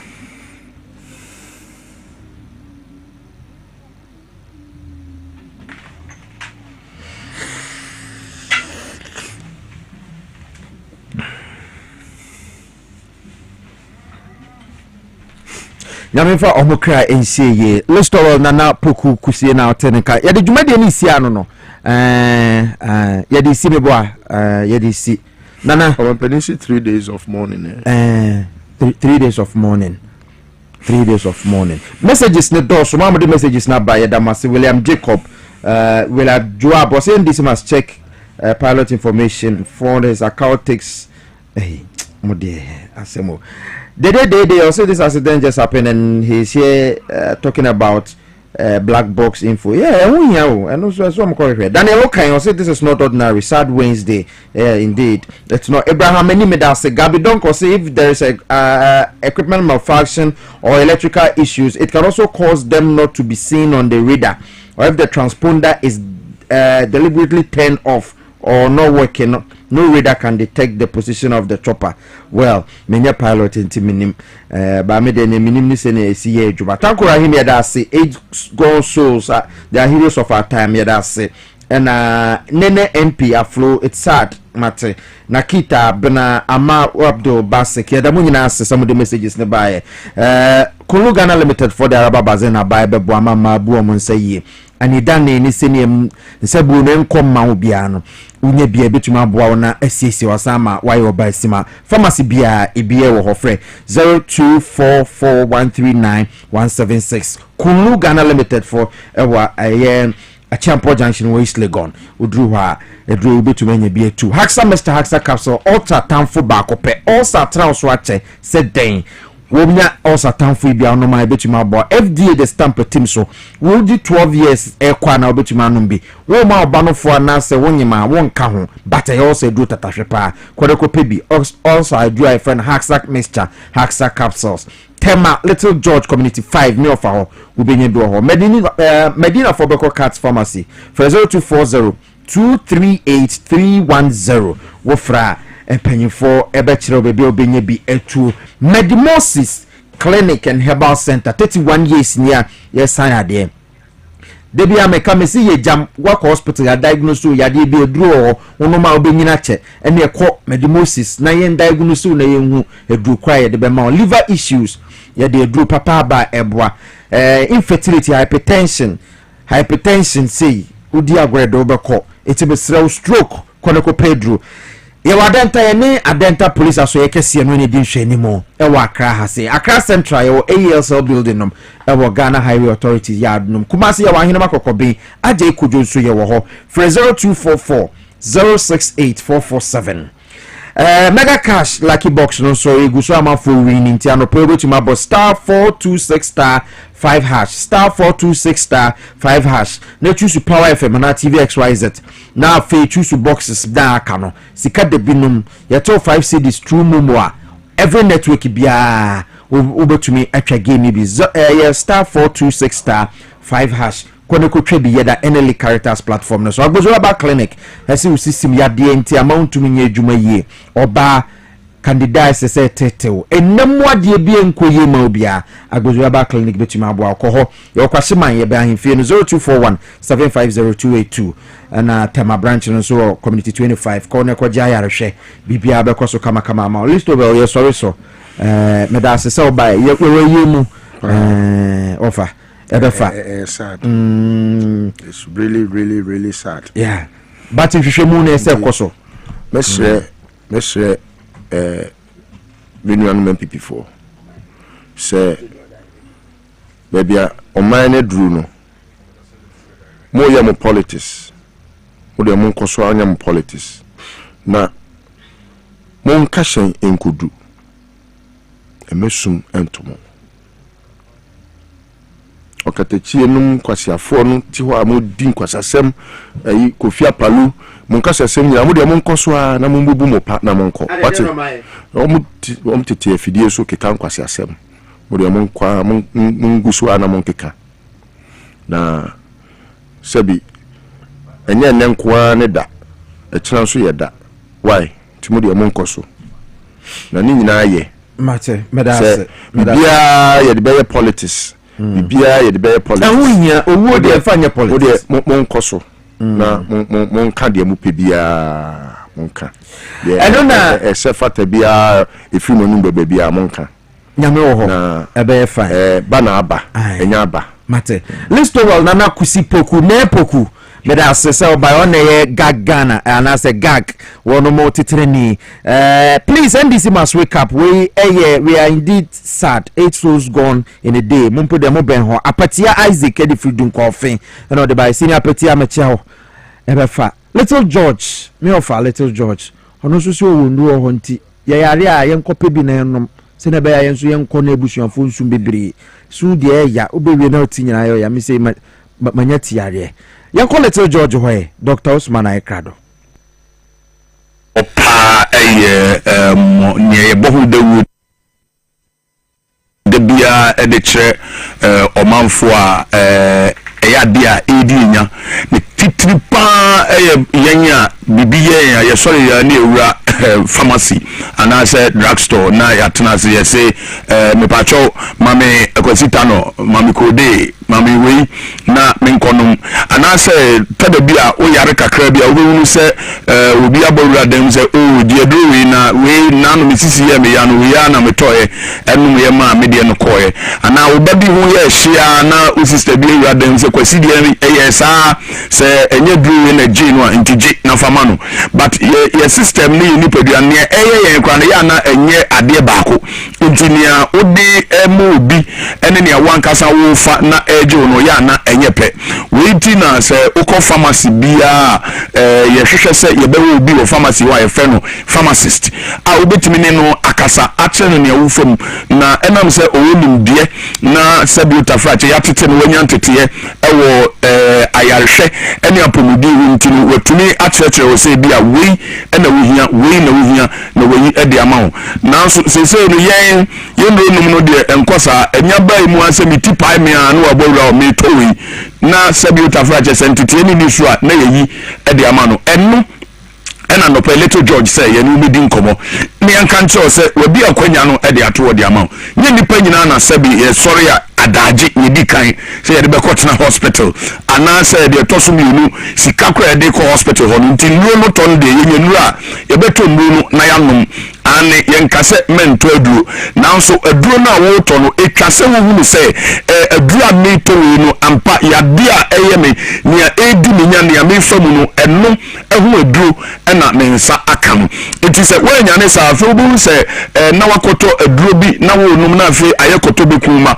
na sabi otafrache ayarehwe na wo pe enti na wo to aduro enti se wo to aduro no na se aduro no so sign de yade afufuro e de abrewa a problem and na anopei you feel Little George aseye enu edi san komo a ehunhia papa ansa na meto aso no mama mfa ye number no emawo na watumi atro e de ato na enkomo a yedi eso banfaso e de ama wo Little George aseye de ye say wapomudin ene here pacho yenye hospital yenye clinic yenye health shop a Little George health shop aye whatever community 5 Piesie Okrah run about no so ofofa so to say the oko eye presby and I say basre asore no e was one one ye wo ekwan no emfinfi se base wapomodin pa adura esese wonnom na eboa ema yade bia wo fam ema atiti bia wo fam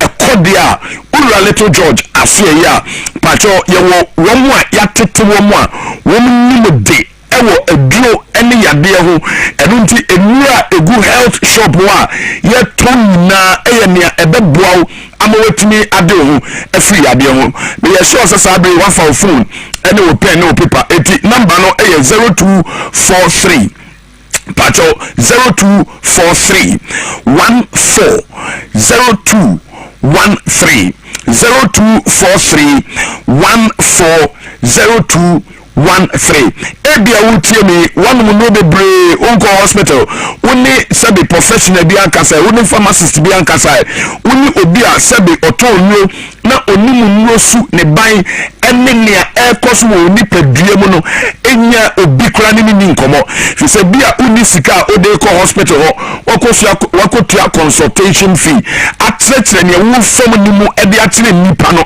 ama watumi aboa pacho eduru bia wote se yebon dewu ewo power efficacy so ewo TV SYZ so bra wo hwe mi eduru bia ni pharmaceutical company bia wote se yeboni di boni hu dewu na FDA agimi no atum a certify se eye na yenton ema onipa nom na onya pomudin no Little George asuyeye eni ye josu unya bowra wa eduru ni nyina bi ewo eni enia echensa ya tre ye nkwa mu tetre na madwuma pa ye na nye anim so mfaso na ye penti eti anopei edie na eyo ebi a ohwemi anase wutie mi anadwe nyina ena ede na ebi amfa wani so ebi ana infertility how ebi ana menstrual disorders how ebi ana sebiota fracture STDs metre enemu nyade wa wodo how yade bia how bia no eyenu 130243 140213 se adwuma ko bia ebodawura eyeti adwuma no nidin na calculate say empredo do say na pension na otenenka efiri titi ayete Little George Health Shop enka edibesin ne yada so eka Little George Health Shop eho asem enkofom memo kese na eye enam adansia enkofo ediba na no papa bia mehia no e Little George gate ano ihia epe o say papa no de oyenipa o na me de say no me de hakra I am a hospital enam nkofo ayatetewo mu a wo mu nim ayaresa ene adura wonnom a ebeboa o eti wutie me enye aduro bi na meto ama o say bia de aduro we ana food supplement bi na meto ama o say the food supplement we ana say we na wo hia nemo nia yatete no nia yede no afa nkyerɛkyerɛm na onim no na onim nia wo kom no kasa tre no se we ani we ni we ya onim nia wo hia na me show bo e wa fidikasi so se de yatra enfie bebre eni no saa e na yadwumadi so etie edunti frɛ na onye ni nkomo keke broni beka say your well-being or your health is just a call away freke kana frɛ anopai yatena se sia make say ya yebuso a ye peke course no na ye boa Ghana man na yatumi nya pomodin na ye dibi ahwe yebusua aye dwuma e de aboa oman konkro Ghana 0243 0243 140213 0243 140213 Little George Health Shop me nanti kakra bia na mani so chini Little George Health Shop me adwuma kakra bia na mabre Little George Health Shop eya na sabiota fracture me gunso ntententente me jonso ntententente Little George Health Shop mawade mfie bebre awo no aye problem die na mehia obi wo wa sabi wa chie di wo kan sam bi say ya onyini minya nanka yawa adaje ene mre say de nkofo beba betena ha na womo abi adanse ache bra womo frɛ ye na ye ne omu di nkomo ebi wo aduro ba ko pe nye ba bi a wo kwa uto aduro ba ko bi kwa na doctor na prescribe ama uto aduro ba ko pe no aduro ba ko no na ya science sane ma kan wo de ma say we ndi ni nyina sa de be ya nipa ne benya mfa subu me pa cho ye wapomuden ene hia yen wayaresa ene hia yen ene ankasa sesia wodi ene say kamia wu komno etre yen your food supplement awodo your organic medicines awodo your no ebi okwa na eya kwantire bi na sese ye de mawo na nya duro bi poda wu hia yen temaduro mfa nhyɛ wo sase sika ye penti unhedru nemo adiewe na sese wo ye sese wo dabre sese so na ya kyerɛkyerɛw ama wo mu nia wo bɛyɛ na duro bi papa bi wo sese wo nsaka ya de aka wo de ama wo me pa cho 0243 140213 free say ya entna se na entu nheda entro number nto na entu nheda se bi otafache se sia no owo se bi etetare ngaban so wani beba ho so no na frel na atew na wokọ it is 0243 140213 0243 140213 entna se emaduadu frane me sikrotia ye de bode betem enhye ma ne mmre nye kokko mabotokura bedi e obra botokura yanwene na maya de bi nyi ni padua mboso abra Little George Health Shop e wo ho pacho 0243 140213 0243 140213 Little George afia de unye wura ho a apomudi nkwa wo de nneni nkomo keke